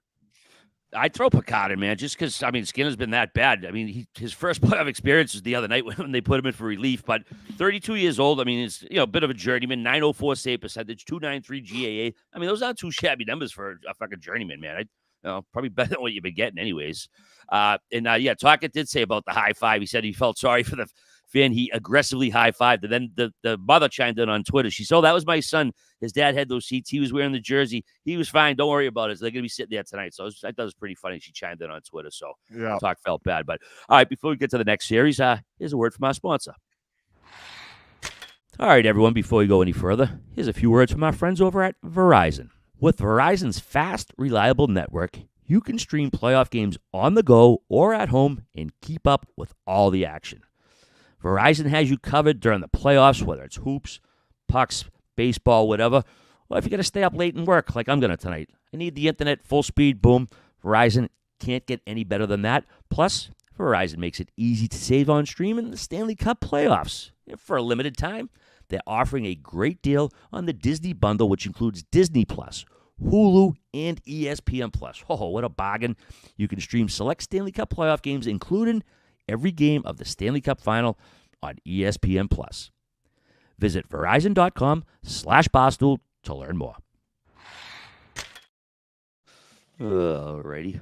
Oh, where's Yandle? This kid, he's like a little fucking 4-year-old. I think he's fixing his Wi-Fi or calling with Cox right now. Yeah, he's got a fucking tomato can. He's talking through a string to fucking someone on the other fucking side of it. Hey, there he is. Fucking captain. What's with you, Rich? What's with you rich guys who played over 500 games that can't get good Wi-Fi? You pay too much in escrow? What, you can't get the net links or whatever the hell Elon's got going? I don't know what's going on here. I'm not a big internet guy, so apparently. Do you really not have a computer? Is that still true? No computer. Oh, yeah. I'm on my daughter's iPad. All right. Moving it right along here. Hurricanes. Rangers looking at a sweep the other night, but Hurricanes got a late goal from Brady Shea to stay alive. Keith, are the Canes donezo, or are they going to make a series out of this? I think the Canes are done. I think the Rangers look so good, so strong, they have everything. You talk about depth and goaltending, offensively, special teams, there's zero flaws in their game right now. Obviously some amazing performance. I think Vinny Trocheck's been insane. Panarin, obviously, and then you go back to Trouba and putting fear in guys. I think Carolina, during the season, it's such a hard building to play in. They play fast. They play they just wear you down, right? But I think the Rangers are doing what Carolina does to everyone for 82 games during the regular season. They're doing it to them in the playoffs when it matters. And just an absolute, what they're doing right now, I think, is amazing. That's their first loss, right, of the playoffs? Yep. Yeah. It's like, that doesn't happen anymore. It's amazing that you can do that. And with the parity in the league right now, to be able to go out and have one loss in 2 rounds so far, it's pretty impressive. But just a well-oiled machine. I think the Rangers, and even we talked about it with their deadline acquisitions with Vancouver. I think the Rangers did a great job too. Wenberg, Roslovic, just bringing in depth guys that can help you out offensively, defensively. It's just I think what the team that they put together is built to win, and that's their main goal. And Biz, Canes also made some big moves at the deadline as well. Gensel, Kuznetsov, but if they hit the wall again, if they get knocked out this round, does the management take a look here, or what? Or they just run it back? Yeah, again? People are starting to speculate about the fact that Rod hasn't signed his deal, and what if they would have gotten swept? I would have been like, oh God, maybe there would be a changing of the guard, or just a relocation for him to Seattle to partner back up with Ronnie Francis. I believe they won a cup together when they were in Carolina, and they have a pretty strong friendship. Hey, maybe Toronto would throw the bag at him if they haven't locked up Berube by then. But I will say, guys, if there's one team who I believe in that could come back in this series, it is Carolina. I agree with you, though, Jans. Right now, Rangers look like a well-oiled machine. I think they have thrived off the games where there's been a lot of penalty trouble. and the flow has been taken out of the game. Last game was the most 5-on-5 action we've seen, and that's where Carolina is able to dominate. I'm not saying they've completely dominated the whole series 5-on-5 against the Rangers. They have in the shot category. I think we all know that Carolina's motto is just kind of throw everything on net. And sometimes, especially when you're playing against a good goaltender, like all those shots from the outside aren't going to phase you, especially if you're not getting any traffic. Probably the best example of their strategy moving forward in order to have success was Stahl in front of the net last game, battling, where they threw one off Shesterkin's pad where he couldn't find it, and then Nason ended up potting in the rebound. They need more of that stuff. The only time they're scoring on Shesterkin right now is when they got a guy in front like that, and or it's like a surgical tip. I mean, I think it was the game before where it was like Orlov and Gensel had these amazing surgical tips where you're going to need more of that because it's very, very difficult to beat them clean. I thought Carolina last game came out unreal like they normally do on the forecheck, creating a lot of pressure, and they do so as a 5-man connected unit. Like on the first 2 goals, it was Slavin. He was coming down, breathing down Goudreau's neck. That's why Kotkaniemi was able to come over and throw that massive hit where Kuzi just picked it up. Trouba was still like near the goal line and wasn't able to gap up. So he comes in and uses them as a screen. So if they can stay more 5-on-5 and continue to push that pace, and then also in the meantime, finally capitalize on their power play. And another great thing that Ace picked up was finally they made an adjustment, right? So they had Brady Shea. I think you play with him in New York, Jans. He's got a pretty good shot. I didn't realize he had a pretty good bomb. So he's at the top now. Yeah, he's got he's got a cannon. He's that one-timer option. And then they got Schvetch on the other side, who's also a lefty who can use that one-timer as well. So like I said, I think that the Rangers are going to win this series, but if they can stay disciplined, Carolina, and not get sucked into the bullshit, I'm telling you, man, I think that they can bring this thing back home. I seriously do. And also the other key being they need that extra save. They can't goaltending and special teams to me in the first 3 games were the difference. If you go back to game 1, Anderson giving up the Panarin goal, which is the eventual game winner, squeaker through. Game 2, power play goal for Kreider. He's on it, then he falls back, then it's loose. Kreider bangs home the easy rebound. And then it was game 3, it was who's the Torpenko or Korchenko? How do you say the Russian name? Kochetkov. He wasn't very good either. Piotr Kochetkov. So if they can get Anderson fresh, playing well, not letting in that softy goal, mark my words, baby, this could go 7 and we could see the Fugazi show back up. Wow. You think it's going 7? I'm saying if there's one team that could come back from a 3-0 deficit, I'm very happy with Carolina's play 5-on-5. The fact if there's going to be double digits in penalties in game 5, no advantage on the special teams to the Rangers. They will take it down again. What do you think, Murr? Yeah. I was going to bring up when you guys talked to Jordan Stahl before the game when he was on the ice. I never seen a guy more calm and like confident. I knew they were going to win that game as soon as he had that interview. They're down 3-0, and he was it was amazing. I don't know if there was ever a clip of it, if we could find that somehow, but he was confident. So I assume they're going to be just as confident tonight. And like you said, don't let them win this one. What was the Red Sox guy, Jans? Don't let us win this one, because then we win in this one and we Kevin go Millar. Kevin Millar. Like, don't let this Canes team win tonight. Up. But I think the Rangers, they know that too. So you're going to see them raise their desperation level to the same level as the Canes. And I do think the Rangers will get it done tonight. I think Laviolette has done such a good job of teaching this team how to play a full 200-foot game. The corrections they've made to not just be in this east-west high-flying offense and opening the game up. The one of the keys coming to the series too was the back end, right? Outside of Fox, there are all these big mutants. For the most part, they've done unreal with the box outs. But then when you do have that 5-on-5 and or Fox on the ice with those other big boys up front, the play doesn't go to him to die. he's making that play at the blue line where, oh no, I'm just going to rim it around. All of a sudden it's another 50-50 battle. No, he's setting up those other guys for success by putting a little dink play right into their breadbasket where they could just skate right in and continue to move offensively. So it's been pretty to watch. Their power play and the way they're able to string plays together, like 4 or 5 quick little passes in a row. It's been beautiful to watch. So a well-coached team, unreal 5-on-5 and special teams. I think we're top 5 all year in both categories. I think Lafreniere has been. I know his first few years. I mean, he's still what is he? 21, 22 years old. Like, he's a young buck.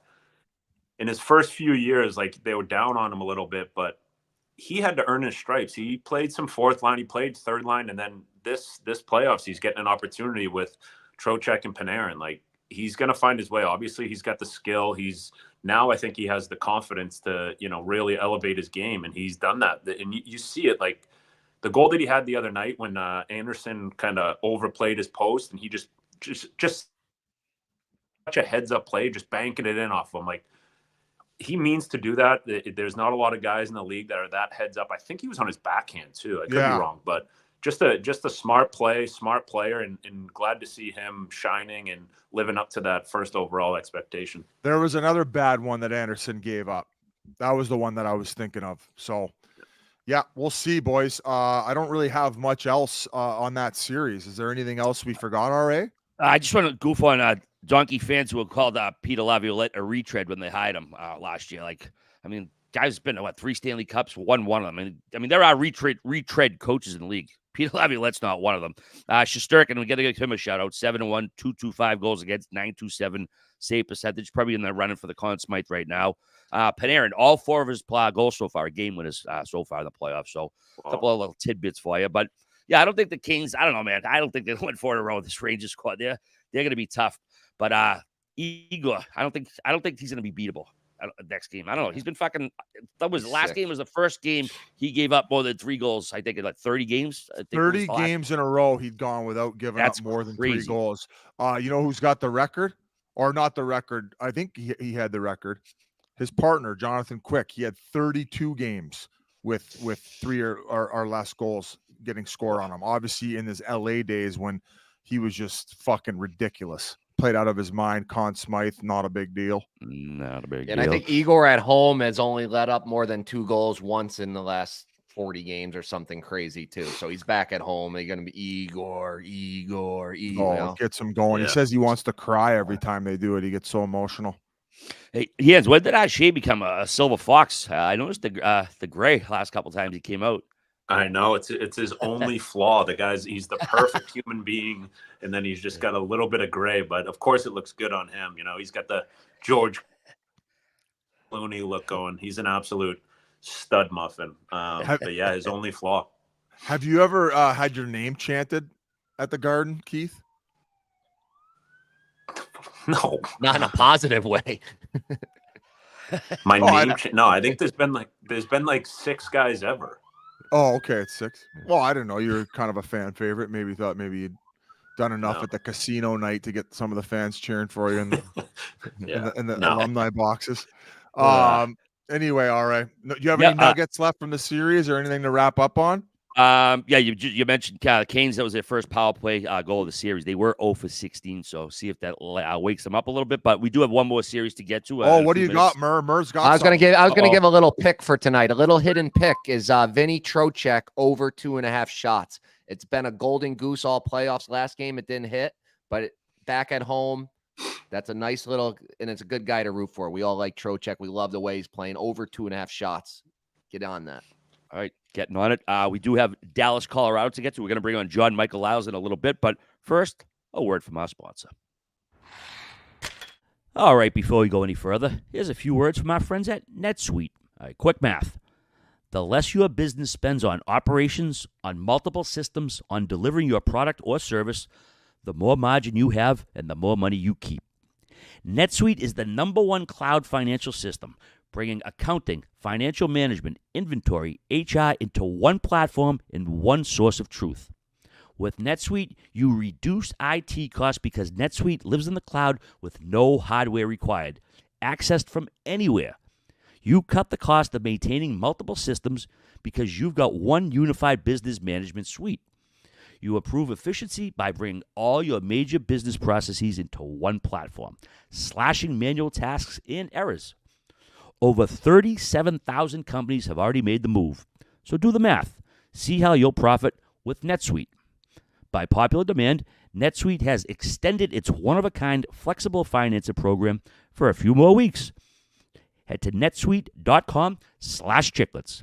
That's netsuite.com/chiclets. And one more time for the folks in the back, netsuite.com/chiclets. There's some big news with your boys up in Toronto. They parted ways with Coach Sheldon Keefe after about 4.5 seasons. He put a really nice statement out, the thing we posted on the Chiclets Instagram. That was really nice, very classy. But where do you think he ends up after here? I know people talking Jersey. I don't think he ends up in Jersey, though. I don't think so. Yeah, so we had the rumors boys flying all week, not knowing what's going on. At first, I was convinced that Berube was going to end up head coach of the Toronto Maple Leafs. Then I heard that he was also interviewing with New Jersey. He lives in New Jersey, so I think he's like a 45-minute drive from the rink.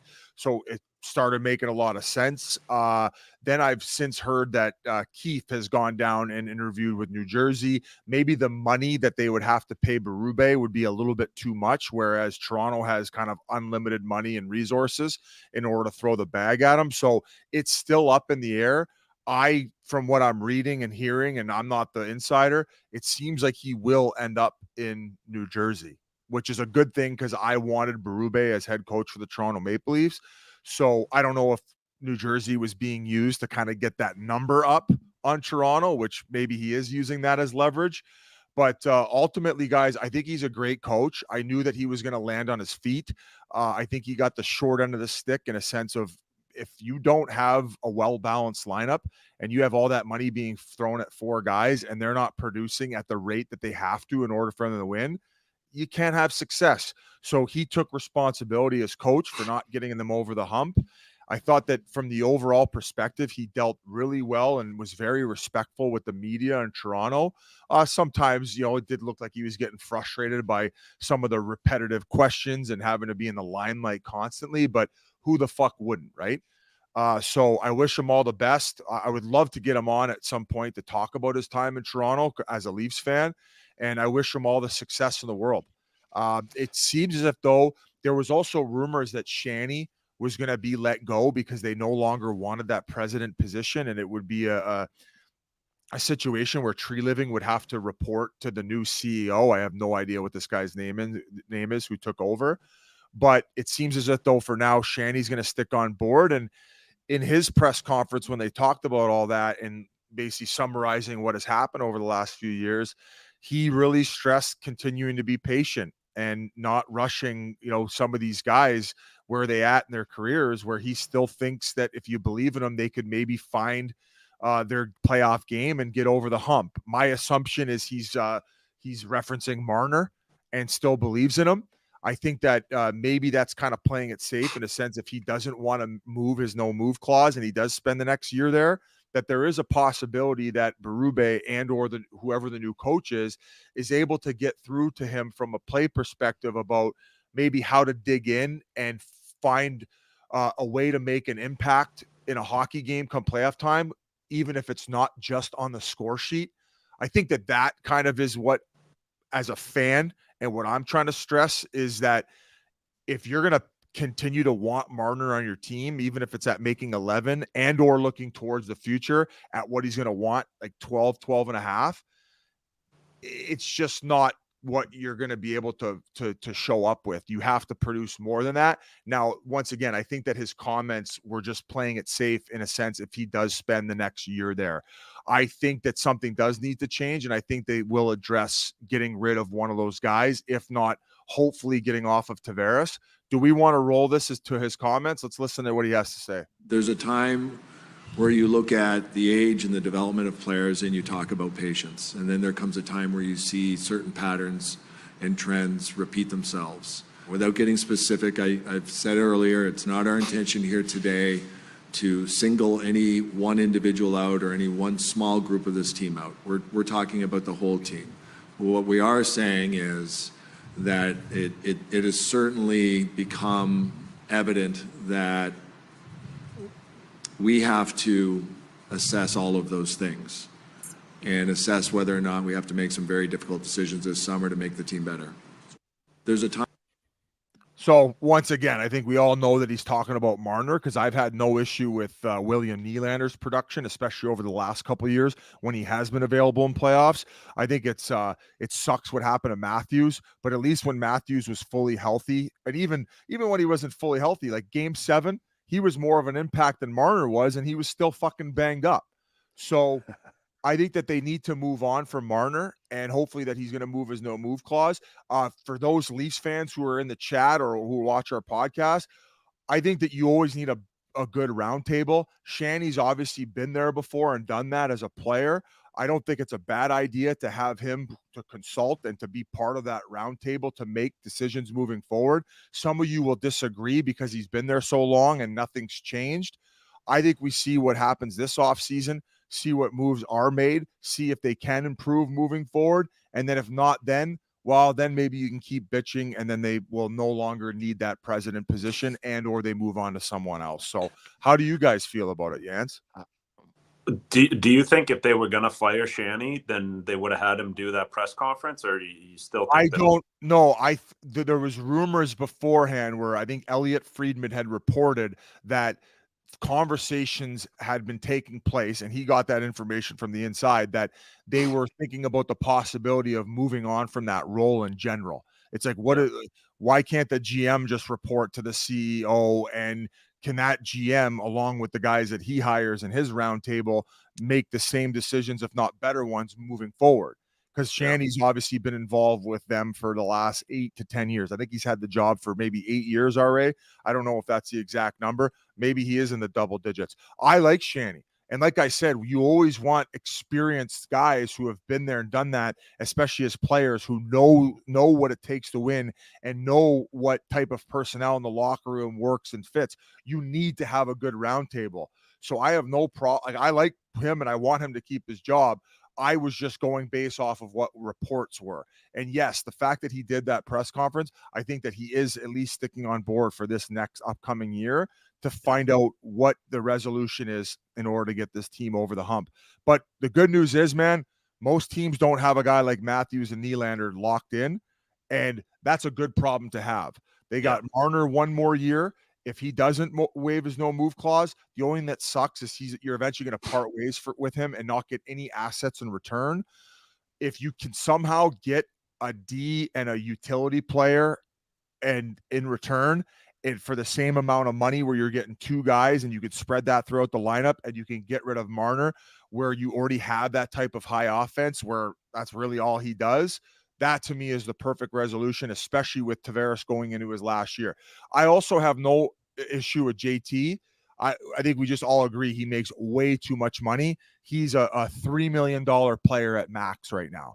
He's a third line center who can help, play a little bit of power play, help as a depth forward, and great leadership in the locker room. And he might say I'm a fucking idiot for saying that, but I don't think he plays anywhere near as to what he's getting paid. What do you guys think he's worth if they bring him back?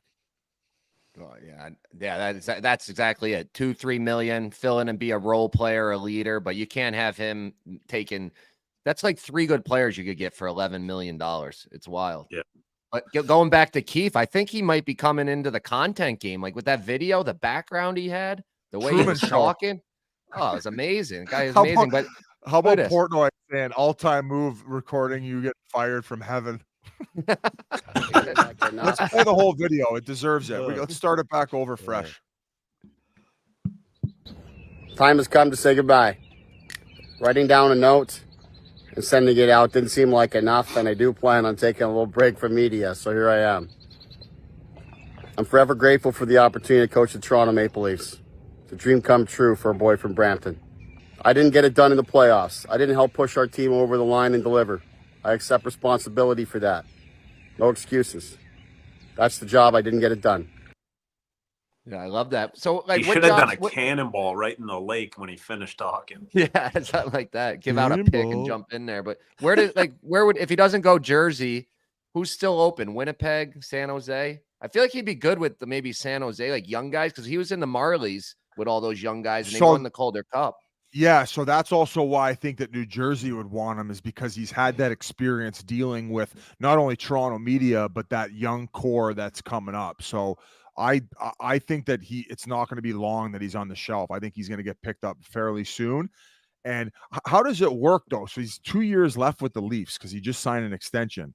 So when he signs with a new team, does he just basically waive that Toronto money, or do they pay a certain portion of what his new salary would be? Like, how does that all work? Do you have I think they pay the difference. Like, if to make math simple, if he's making $5 million in Toronto and signs for $2 million in Jersey, I think they have to pay him $3 million. I think. Don't quote me on that.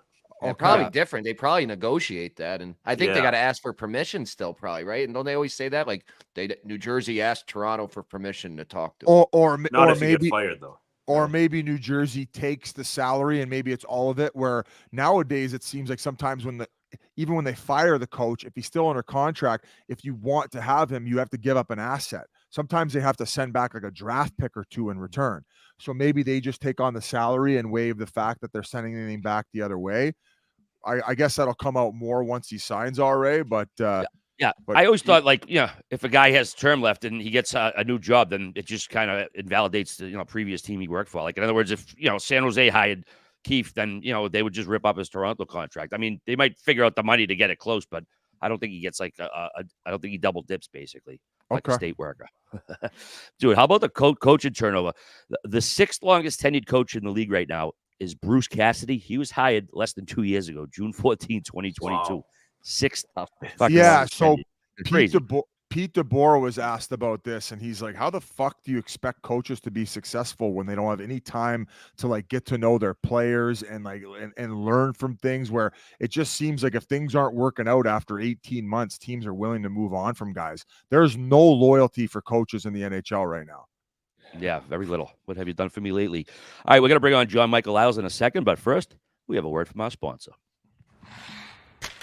All right, guys, before we go any farther, I want to talk to you about our good friends at Farmer's Dog. I've talked about it time and time again. Lil Ravioli here absolutely loves Farmer's Dog. They give her these pre-packaged food containers. They're the best.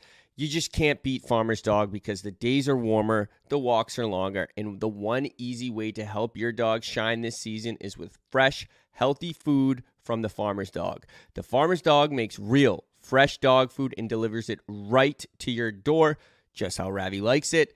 Recipes are developed with vet nutritionists made from real meat and veggies and portioned just for your dog, making it easy to say goodbye to the burnt brown balls and feed your dog real food with real benefits. It's smart, healthy pet food you can feel good about feeding your pup. It's the best option for dogs of all life stages because it's not just kibble, it's not just canned goo, it's real healthy food. Traditional dry and wet dog food are highly processed and can use much lower quality ingredients than they claim to and are much difficult to portion accurately. Like I said, Farmer's Dog sends you these. It tells you exactly how much you're supposed to feed your dog each day. The Farmer's Dog isn't just fresh, high-quality food. They also send the pre-portioned specifically for your dog based on their unique needs. Doesn't matter if your dog is young or old, it's always the right time to begin investing in their health. That means more happy, healthy, and full years together. Get 50% off your first box of fresh, healthy food at thefarmersdog.com/chiclets. Plus, get free shipping. Just go to thefarmersdog.com/chiclets to get 50% off. That's thefarmersdog.com/chiclets. Ravioli's favorite. Whoa, what an ad read, G. Ravioli. That his name on the food even already. I like that.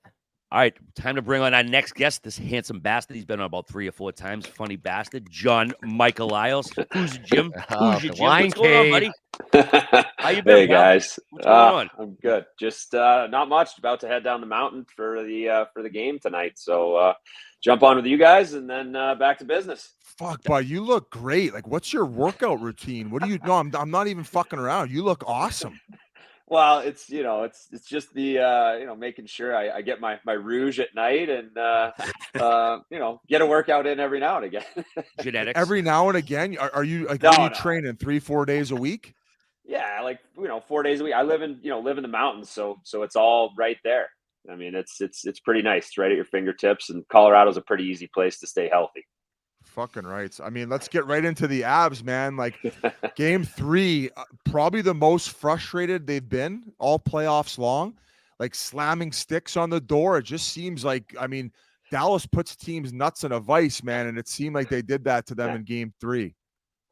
They did. I mean, Dallas, listen, they're well coached. Pete DeBoer, Steve Spott, who's the assistant coach. I actually had him in Toronto when I got sent down from the Leafs to the Marlies, and he's an unbelievable coach, so detail-oriented, but he gets the most out of his guys, so I have to give him a shout-out. And, they're frustrating the Avs. They've got the layers. They almost run in the Boston D zone where it's like a box plus one where nobody gets inside. And if you're getting inside, they're big D are boxing out really well. Ottinger saw everything in game 3. They went high pressure on the power play, especially off faceoffs. Makar did some damage in game 1. And so literally every faceoff on the power play, they went right at him as hard as they could. They're daring the Avs to make 2 or 3 passes and have net front tap in. And unfortunately they were just, 6 inches a foot off on their passes in game 3. So there was definitely some frustration, but at the same time, I mean, I think that, I think it's identifiable in terms of what Dallas was doing. And, I would expect a pretty good response from the Avs tonight. Power play has to get going. They got to get a lead. That's the big one. Dallas doesn't have to break from their system. Avs haven't had a lead yet this series. And so Dallas is just smothering system. Don't have to open up. Everything's high percentage. It's flipped out. It's up the boards. Very rarely through the middle of the ice. And so, for the Avs, it's getting a lead, get the fans involved. And I think that, that's the biggest thing for me. John, I quick one. I mean, obviously you see Colorado play all 82 games. What does Nichushkin like during the playoffs? It just seems like he's just bred for this shit. And like, as soon as the playoffs start, he's a new man. Is he on the gas? And you guys said it. You guys said it. Like how did he go a year without scoring a goal? It's insane. I mean, the guy's taking a penalty too, right? Yeah, exactly. That's right. Yeah. He's 6'5". He can skate. I mean, he goes to the front of the net. You don't move him. He's got hands. He shoots the puck hard. And now he's got he's got that confidence. I mean, they missed him so bad last year in round 1 against Seattle in that 7-game series. They missed him really, really badly. But yeah, I mean, he's playoff bred. Like he thrives in the playoffs, and especially when you have Makar, McKinnon, Rantanen. It sounds like Drouin's on the first power play unit at morning skate. Katie Goss just texted that to our group chat, so maybe he's back tonight, which would be a nice injection of skill to the top 6. You put him on that power play, and Jared Bednar, he moves him up and down from that first to the second line, depending on who needs to get going.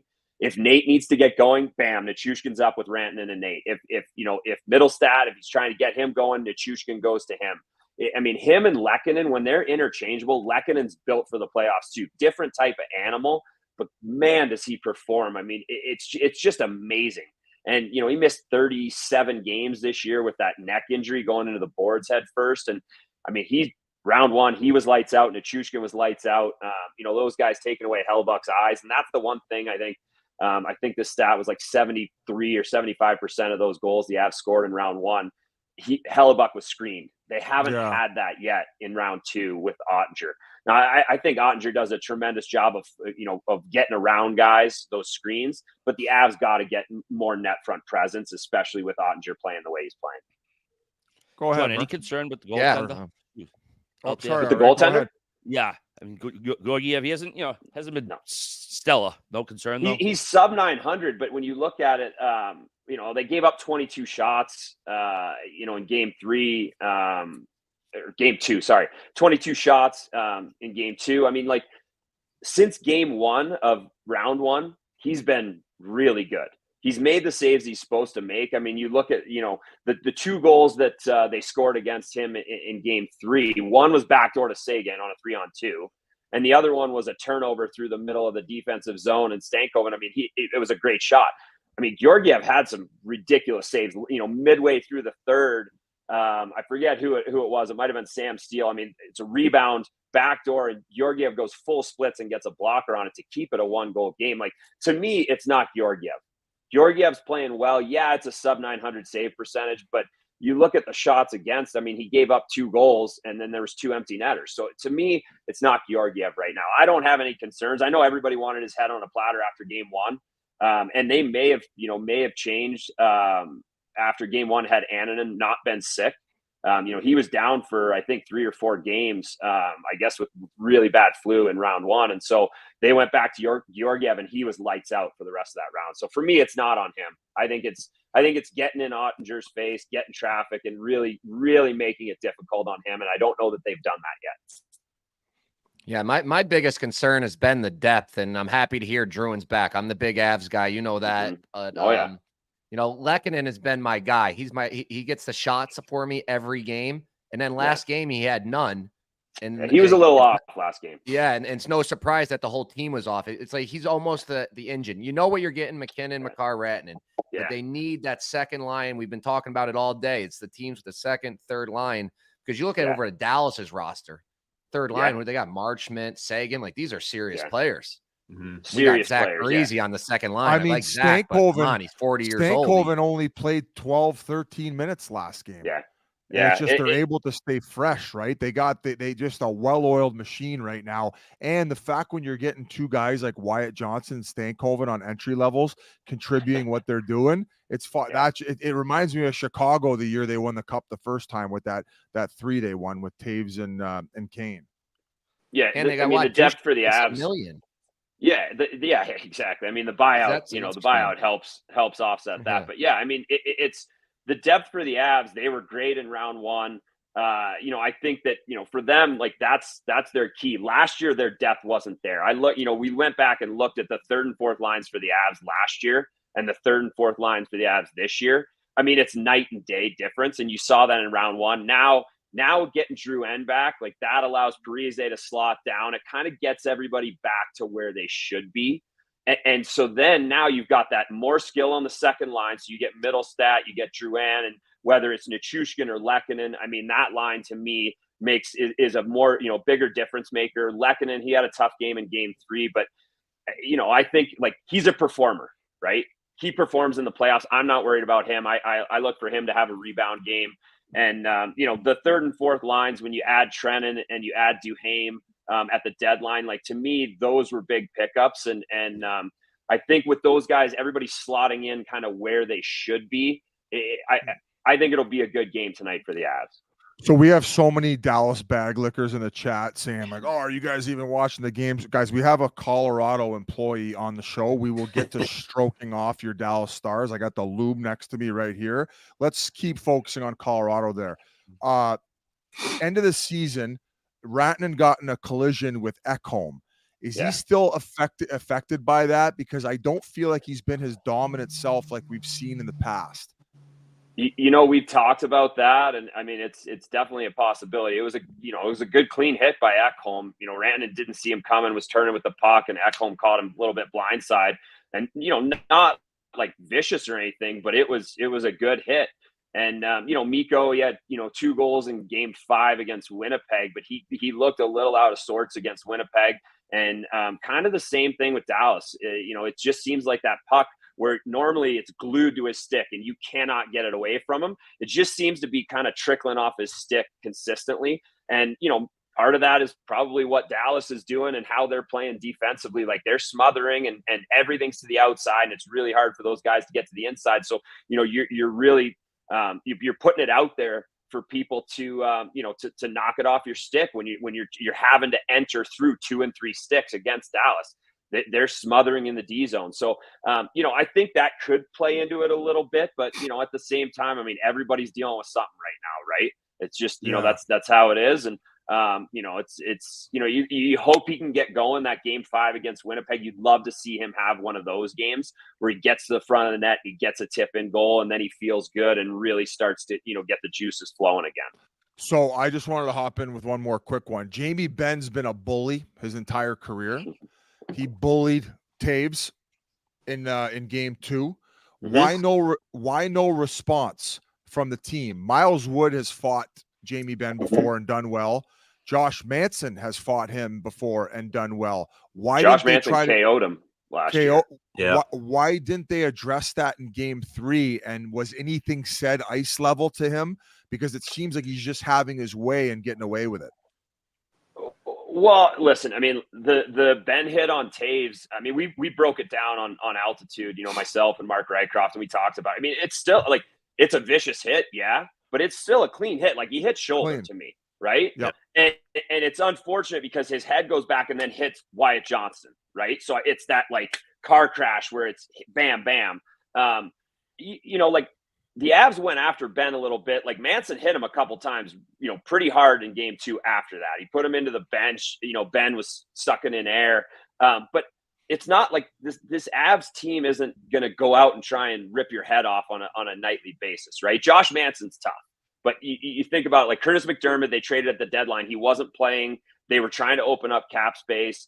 For the Avs, like, I think it's more trying to be physical on a guy like Jamie Benn.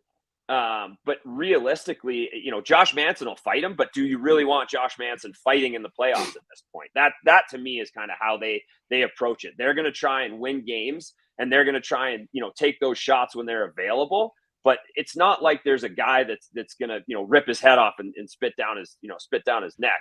Josh Manson fought him, whatever it was, earlier this year or last year. And I mean, Ben tried to come in as a lefty, and Manson, I mean, you could see it was like his eyes went like this. Oh my God, grabbed his right. And then it was just like he threw 3 or 4 punches. He got him with one and put him down.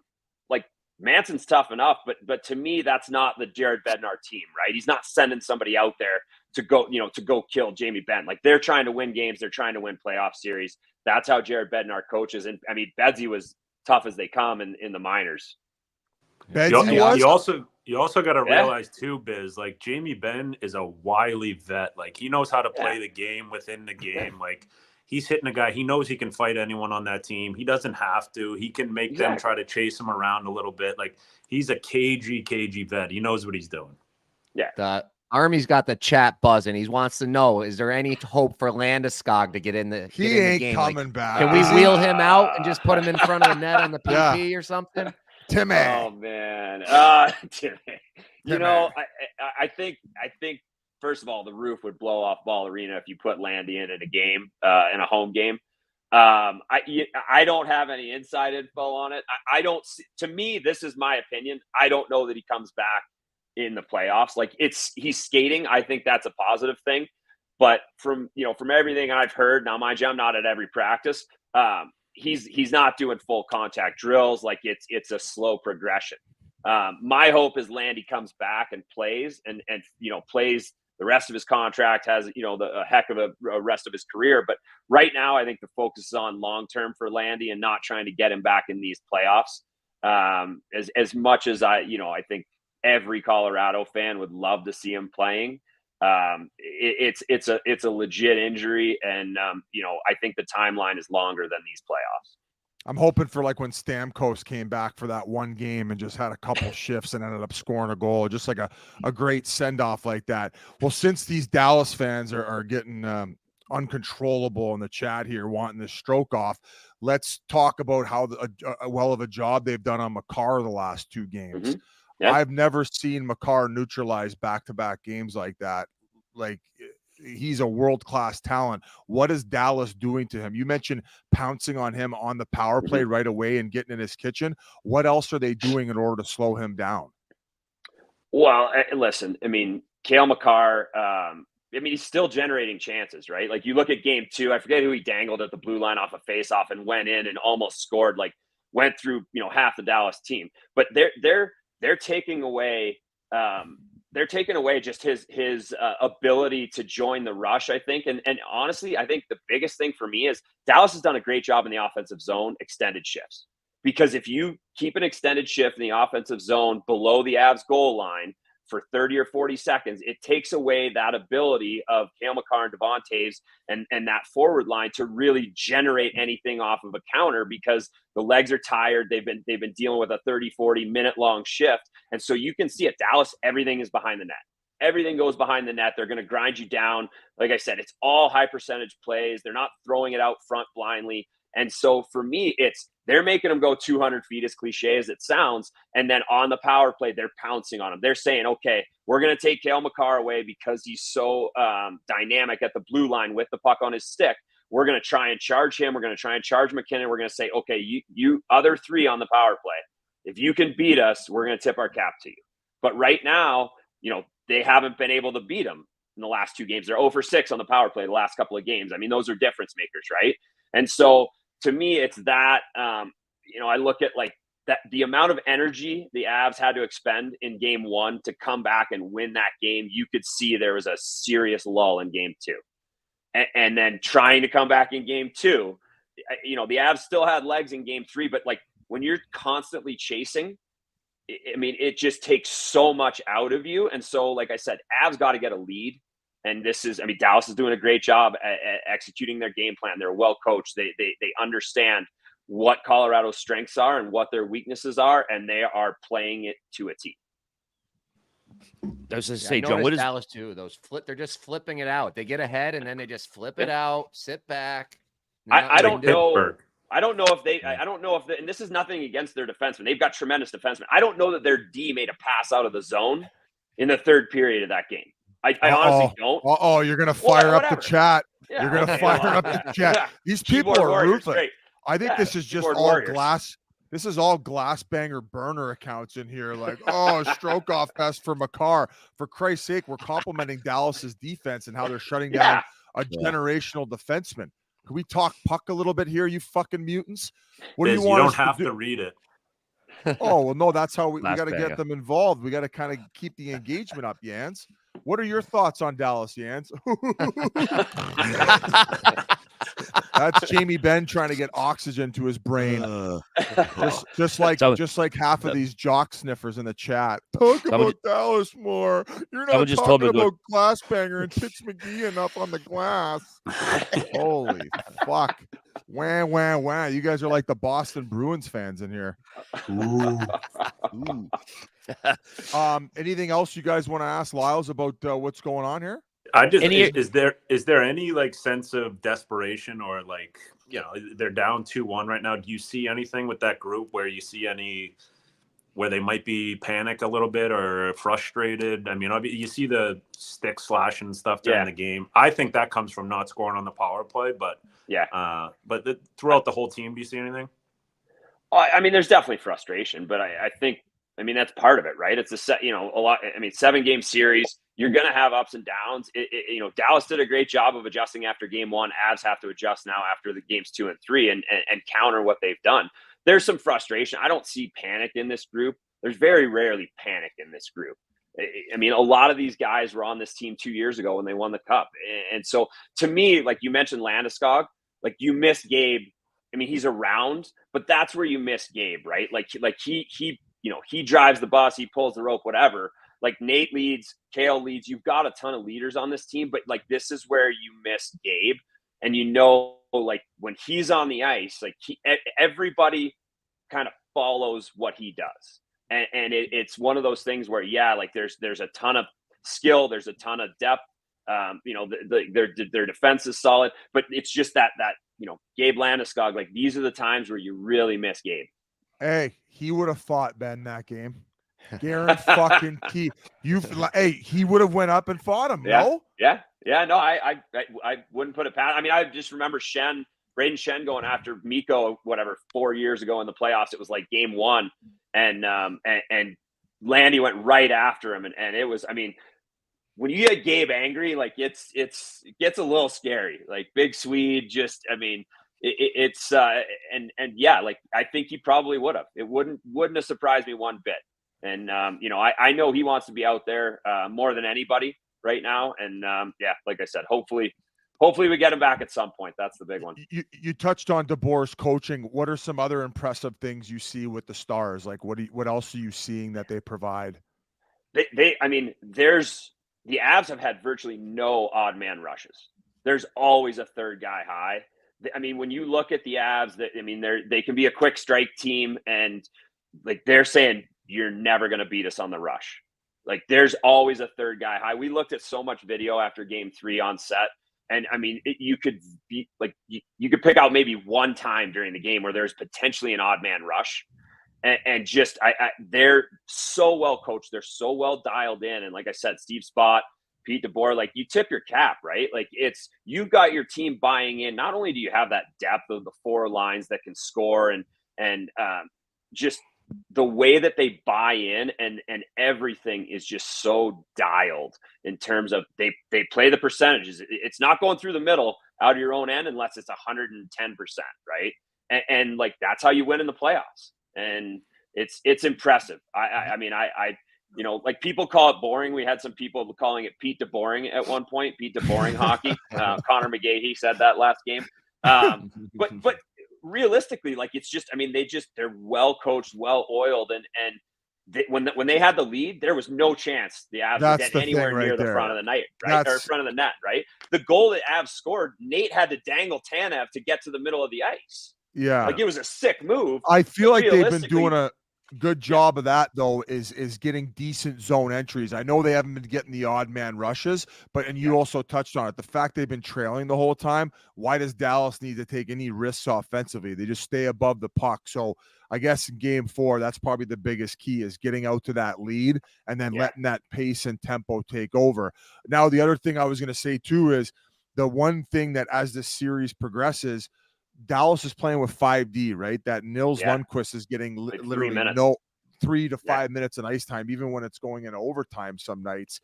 Do you think that that's something they could pick away at? That I said post game after Game 3, the longer this series goes, I think it favors Colorado because you're only playing 5D. Yeah, they've spread around the minutes really well. Like nobody's at 30 that I saw. I think it was like 25 to 18. I think Suits had like 18-40 last game. So, I mean, they're managing those pretty well for only playing 5D. Now, whenever Hakanpää comes back, like that's a big boost for them.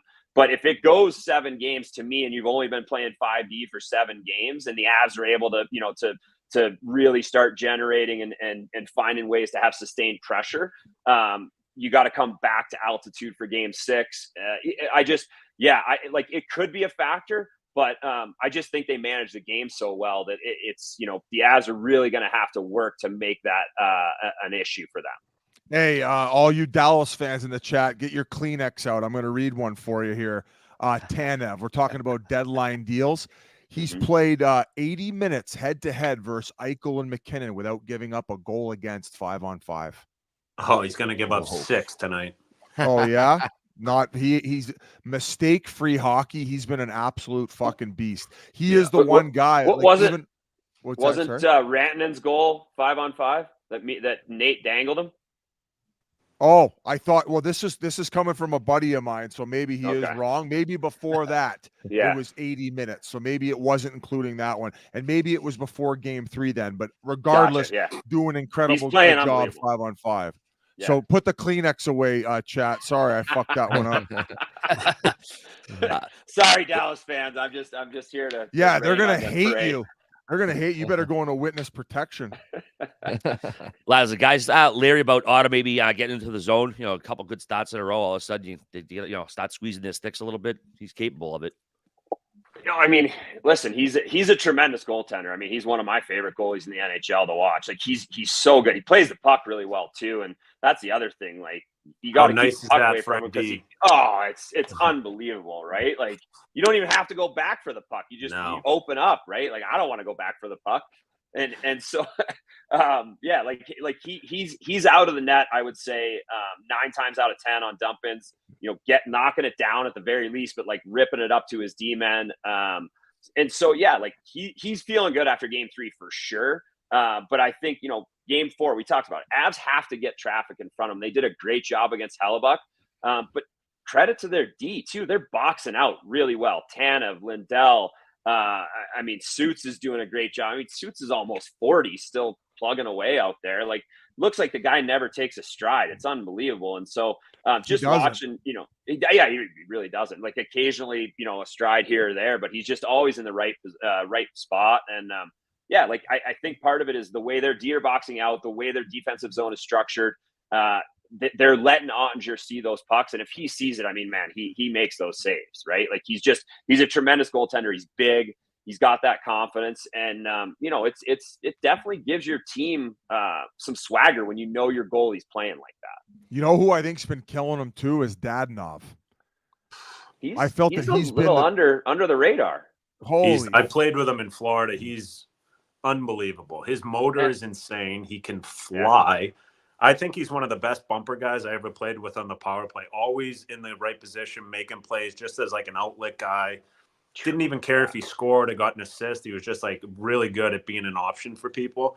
But yeah, when he's skating the way he is and scoring, like a couple bad angle shots he scored. I think it was last series, but just like bad angle shots. He has the confidence. He's an unreal player. He's the one that made that pass to Sagan backdoor. For their second goal. I mean, it was ridiculous. It was over 2 sticks.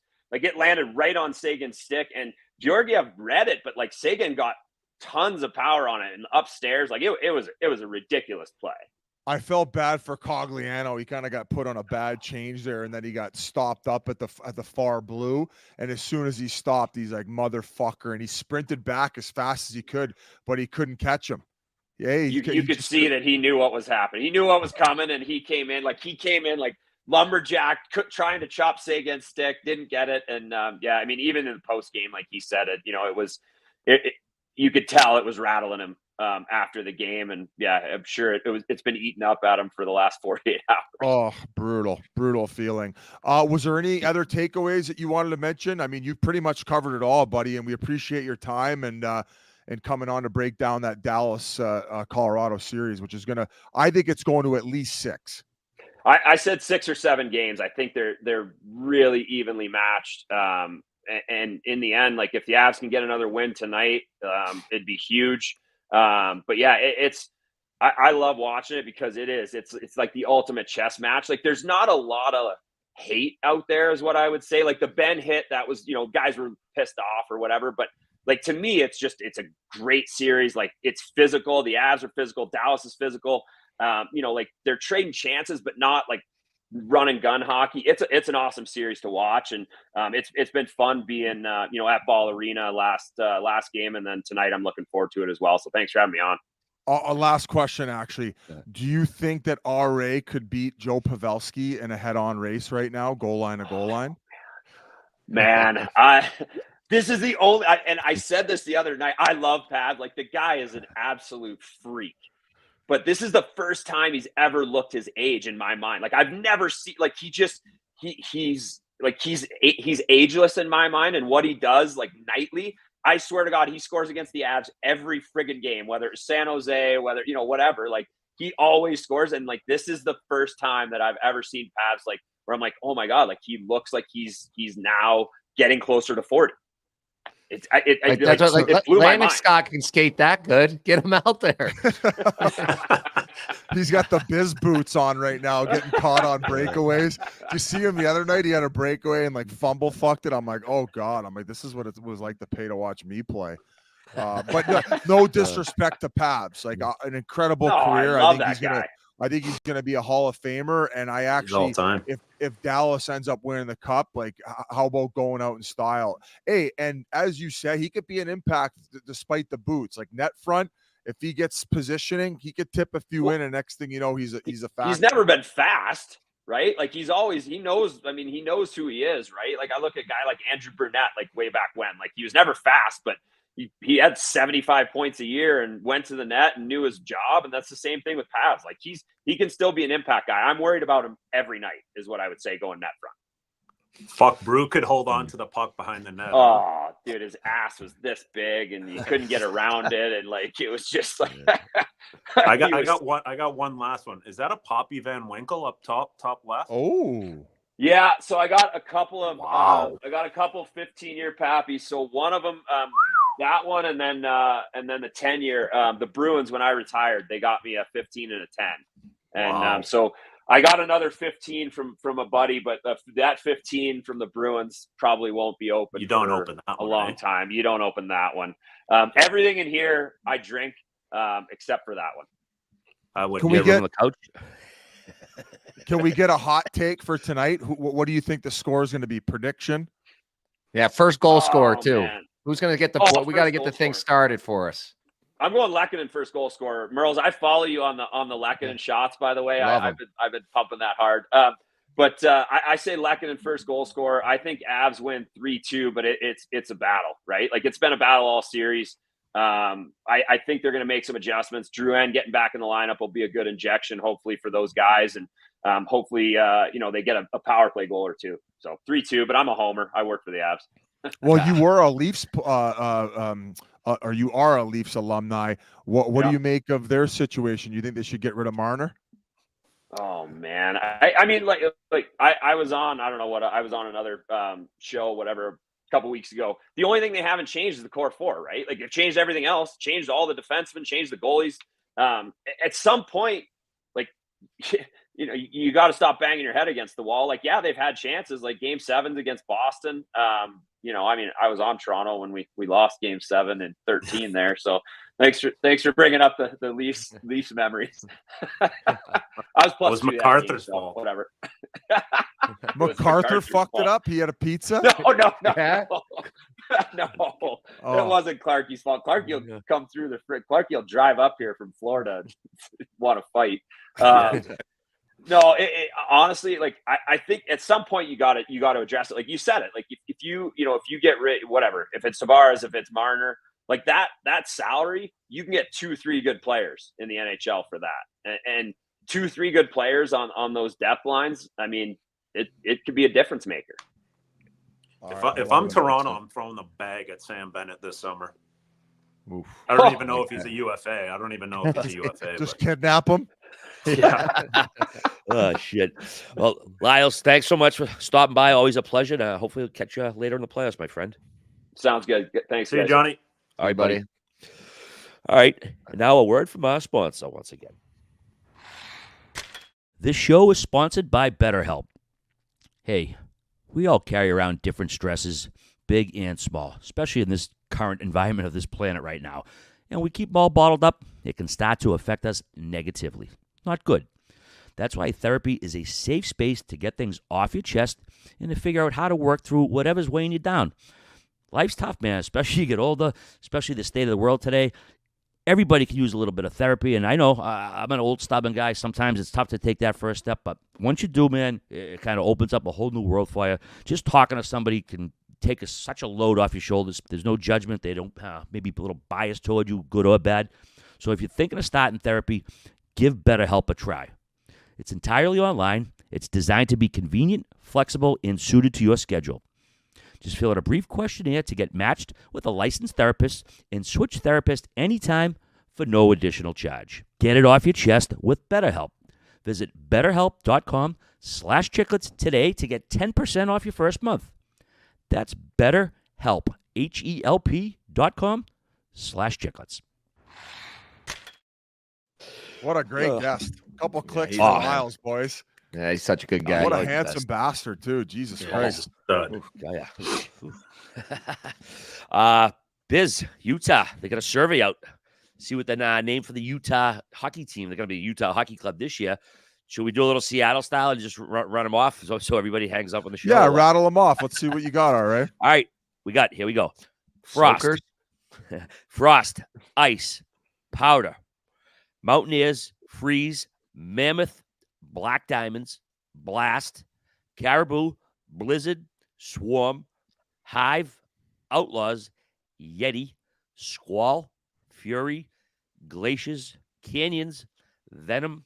And HC Hockey Club. They've already had 29,000 season ticket deposits as of April 25th. They're going to start next season with 16,200 seats for hockey. It's going to be renovated to up to 17,500 next couple of years. So, I don't already an improvement right now. They haven't even played a game yet. What would you pick for your name, Biz? I don't think any of them stick out to where I'm like, that's got to be the name. But if I had to pick right now, I'd say the Utah Yeti. I just like the mascot and how you could make a cool logo for the jersey. And yeah, it's all about branding, right? I like what despite as much as I hate Bowie, I think they did a good job with the branding aspect of the mascot. And I think that a Yeti could be a fun mascot. What do you guys think? I mean, I don't know if naming it after weather is the way to go. I love the Outlaws. That's what I was gonna say. Yeah, I think the Outlaws. I think It's you could make fucking it cheesy. You could play into that, market the shit out of that. Call the arena like the saloon or something like that. Get the fuck out of here. What There's kind of so many saloon things they you got could in do. Utah? They go back to Arizona if they just heard that. No, The Utah- mascot would have a mustache like yours, Biz. Like I can see it. This isn't the XFL, guys. That's what I'm saying. Outlaws sounds like a minor league team name. All right, that's what the guy in the chat's saying too. Clay I Howard think said the that's a Outlaws minor were an league team. XFL team. Yeah. Okay. So Okay. as of right now, they don't have a front runner, and that's why I think that waiting is the right call. A lot of people thought like, oh, having it hockey club for the first year is brutal. It's like, no, don't rush into a decision. And then they're getting the community involved too. They're having people submit more of these names. So somebody's going to think of a smart one and a great branding path to take. So don't rush it. Chill out. They just found out they were getting a fucking team. Not everything has to happen overnight. No? No, I think it's good. I wouldn't be surprised if they go like Swarm or Hive. I thought Buzz would have been on there because it's the what's it, the Honeybee State? I think it's called the Honeybee State. There's a honeycomb on the beehive on the actual state flag. So I don't know what the connection with bees is. There must be a lot of bees there. But So you're saying they should call them the Utah? I mean, the Sarnia Sting is a fun name. So you're saying Well, like the Utah Sting? Well, they got Swarm and Hive for two of them. Like I said, Buzz would have been cool. But yeah, Steinius Sting, that's a cool logo. Like the Georgia Tech, the yellow jacket. Like I'm not a big fan of insects, but they Imagine do make they some pretty call cool them the logos. Utah Hive. Like, give me a fucking break. That's what you call the rink. You do the Utah Buzz, like the Utah Jazz, and then you call the rink the Hive. Wow, the Buzz and the Jazz. I think Merles is on to something with the Z's. Z's. Okay. Ooh. Very nice. Oh, sorry, Merles, you gonna say something? Nothing. buddy? You just Oh, no. coughed. Okay. No, G just sent over a little late breaking stuff from my buddy Ty Anderson, covers the Bruins here. He said the Bruins were not provided the view of Bennett Marchand we all saw until last night. Sweeney does not know why it was held until last night. Oh, I'm sorry, withheld until last night. It is definitely strange. Marchand skated today. He's day to day. He will travel to Florida, but yeah, this footage thing is kind of strange, man. To not have it turn up for a couple days definitely seems a little fishy. No, Merles? Corruption. It's so fishy. NHL I mean, what if Army didn't detect this? It might have never came out. Bingo. It would have just gone on. Like it's crazy.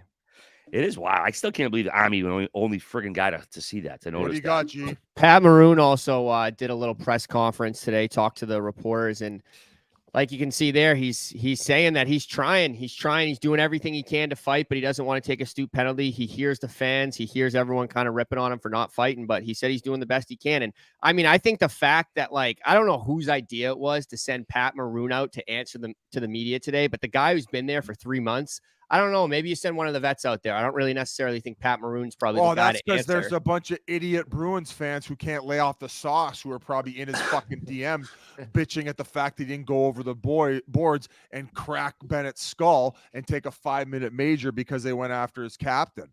You think Patty was the one that stepped up and was like, hey, I want to go talk to the media right now? Probably because I read the comments. Good for online him.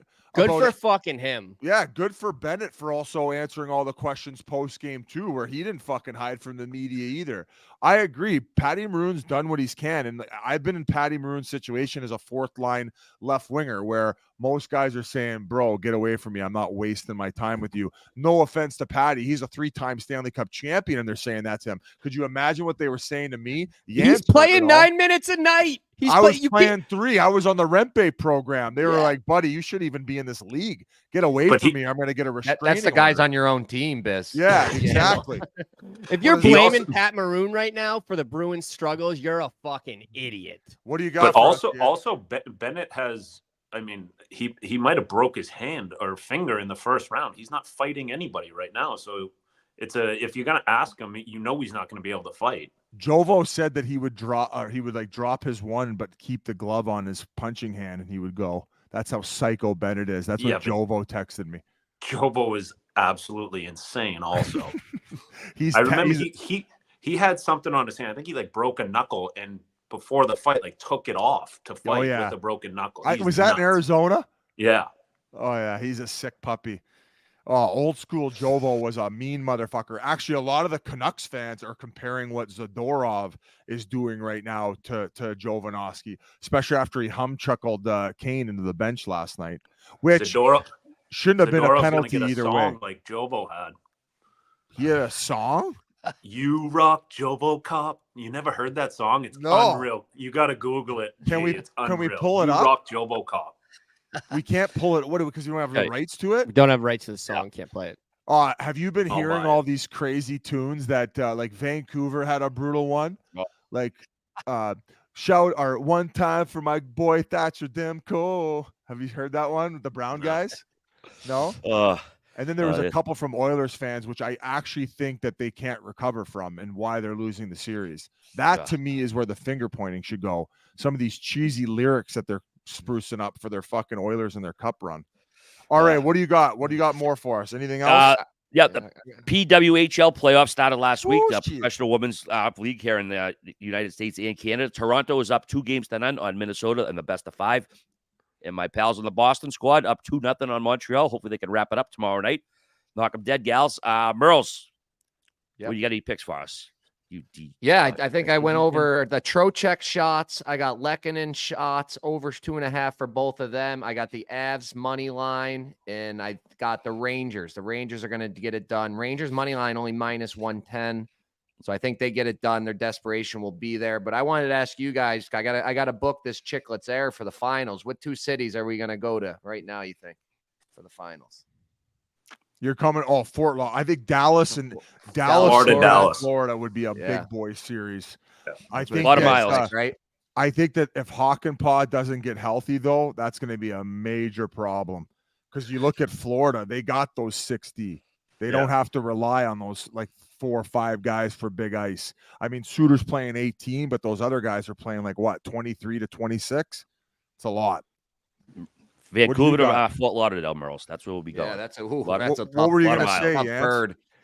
No, I was going to say, just going back to the PWHL. Did you see the I think is it Decker won the scoring championship or scoring title after having a kid? No, Spooner. I think it was Spooner. Yeah. Natalie Spooner. She had a kid like less than a year ago, and she led the league in scoring. How insane is that? Specimen. Good for her. Couple clicks for Natalie Spooner. And she's got a great personality on her. We should get her on the show. These girls, they chirp more ruthless than the guys. Oh, yeah. There's a couple of them, apparently. I think, what was her?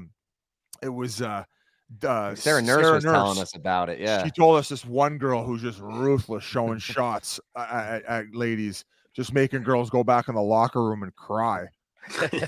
We actually had Natalie Spooner on episode 375 if you want to check it out. Oh yeah, that's right. Those are early days though. That was before the PWHL even existed. So we got to get her back on. I don't know. I don't have much else, guys. I mean, the chat's buzzing right now. Should we maybe answer a few questions from the chat? Yeah. I wanted to ask one more thing. Did you say it was episode 499? All right. Yeah. Yep. Episode 500. It was what? Wednesday. Yeah. Holy shit is right, huh? Wow. You wearing tuxedos or something for that?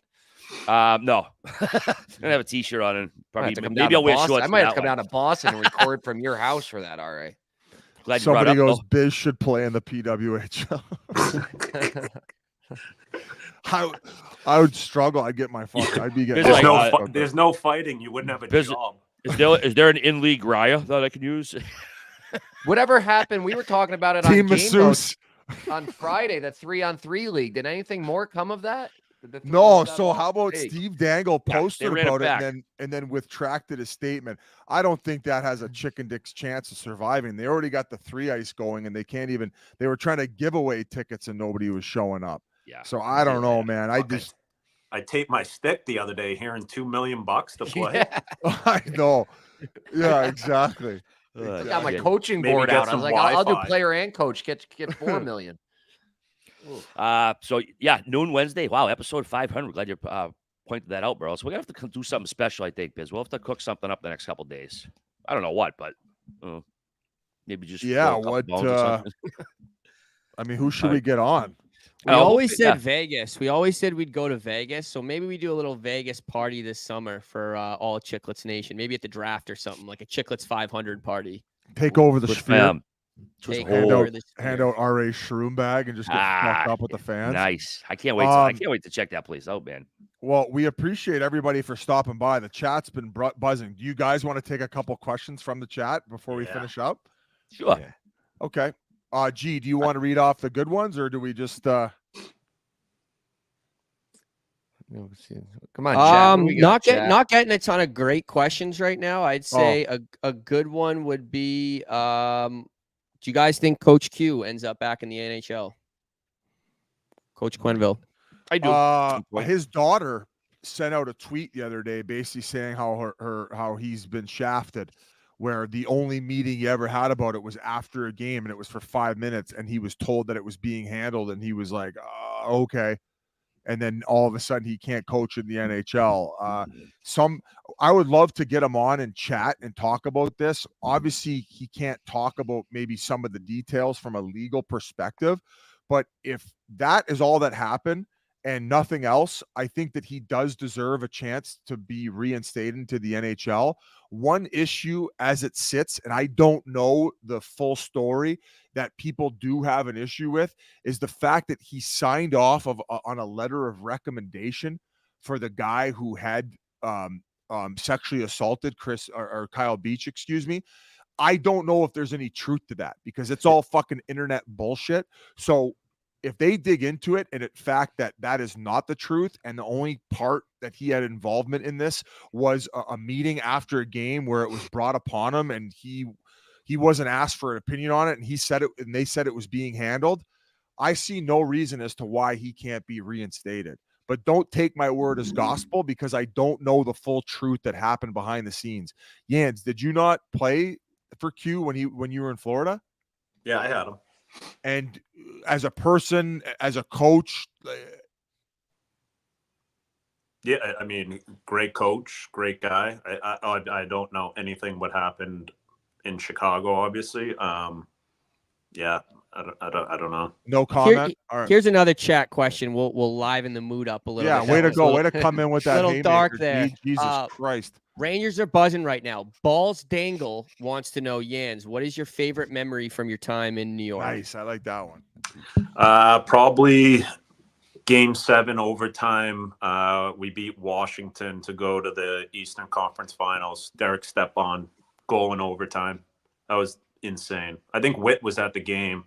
Whit and a couple of our other buddies, Foles, a few of the boys came up for that. It was insane. The place was absolutely humming. I got a good question here. It's from Merles. Merles, do you think Van Golie, Silvos, however you say his last name, do you think he's a good pick for Conn Smythe right now? Wow. Yeah, I mean, the odds got to be huge on that. But like we just said, I think Dallas is going to probably get there from the West. So that's a tough one. But that would be a good move if you think Vancouver can win. Instead of betting them to win the cup, you bet him on the Conn Smythe maybe. Conn Smythe favorites right now. Wyatt Johnson for Dallas would be mine. In the East, Trocheck would actually be my front runner from the whole entire playoff so far. If you had to pick somebody else on the Rangers, obviously Shesterkin. I just think that Trocheck's just kind of done it all. And Barkov's been sick. And then probably Barkov for Florida. I mean, it's crazy. Like we're not even halfway through it though yet. Right? I know. You know, it's going to change so much. I mean, I would pick JT Miller over anybody for Vancouver as far as their MVP. Yeah. He's gotten it done in every situation now. Who else? What are the other teams? Colorado. Swayman if Boston ever turned it around, obviously. Igor's the chalk right now. Shesterkin plus 600.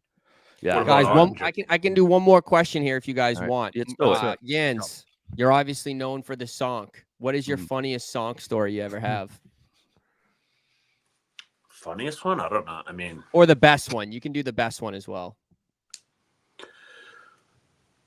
Probably the first one. I think I think it was in Colorado against what was his name? It was a Cody McLeod. Yeah, Redhead redhead kid. Yeah, Oh yeah. yeah. I was in the video coach's room when you did it. Yeah, and he was just like a hound on the forecheck, and I was able to get him, and that was probably my favorite one, and it kind of got it all going. Great. What do you guys been following the World Championships at all? I just hit an over on that, but I know Hazy's over there for Team USA.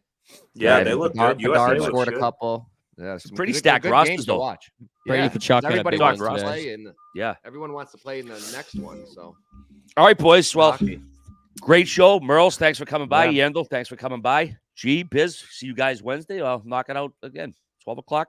Be there. Enjoy the hockey. Adios. Number 500. Go Bees. 500. Love you, Whit. Love you, Take Whitney. care, Whitney.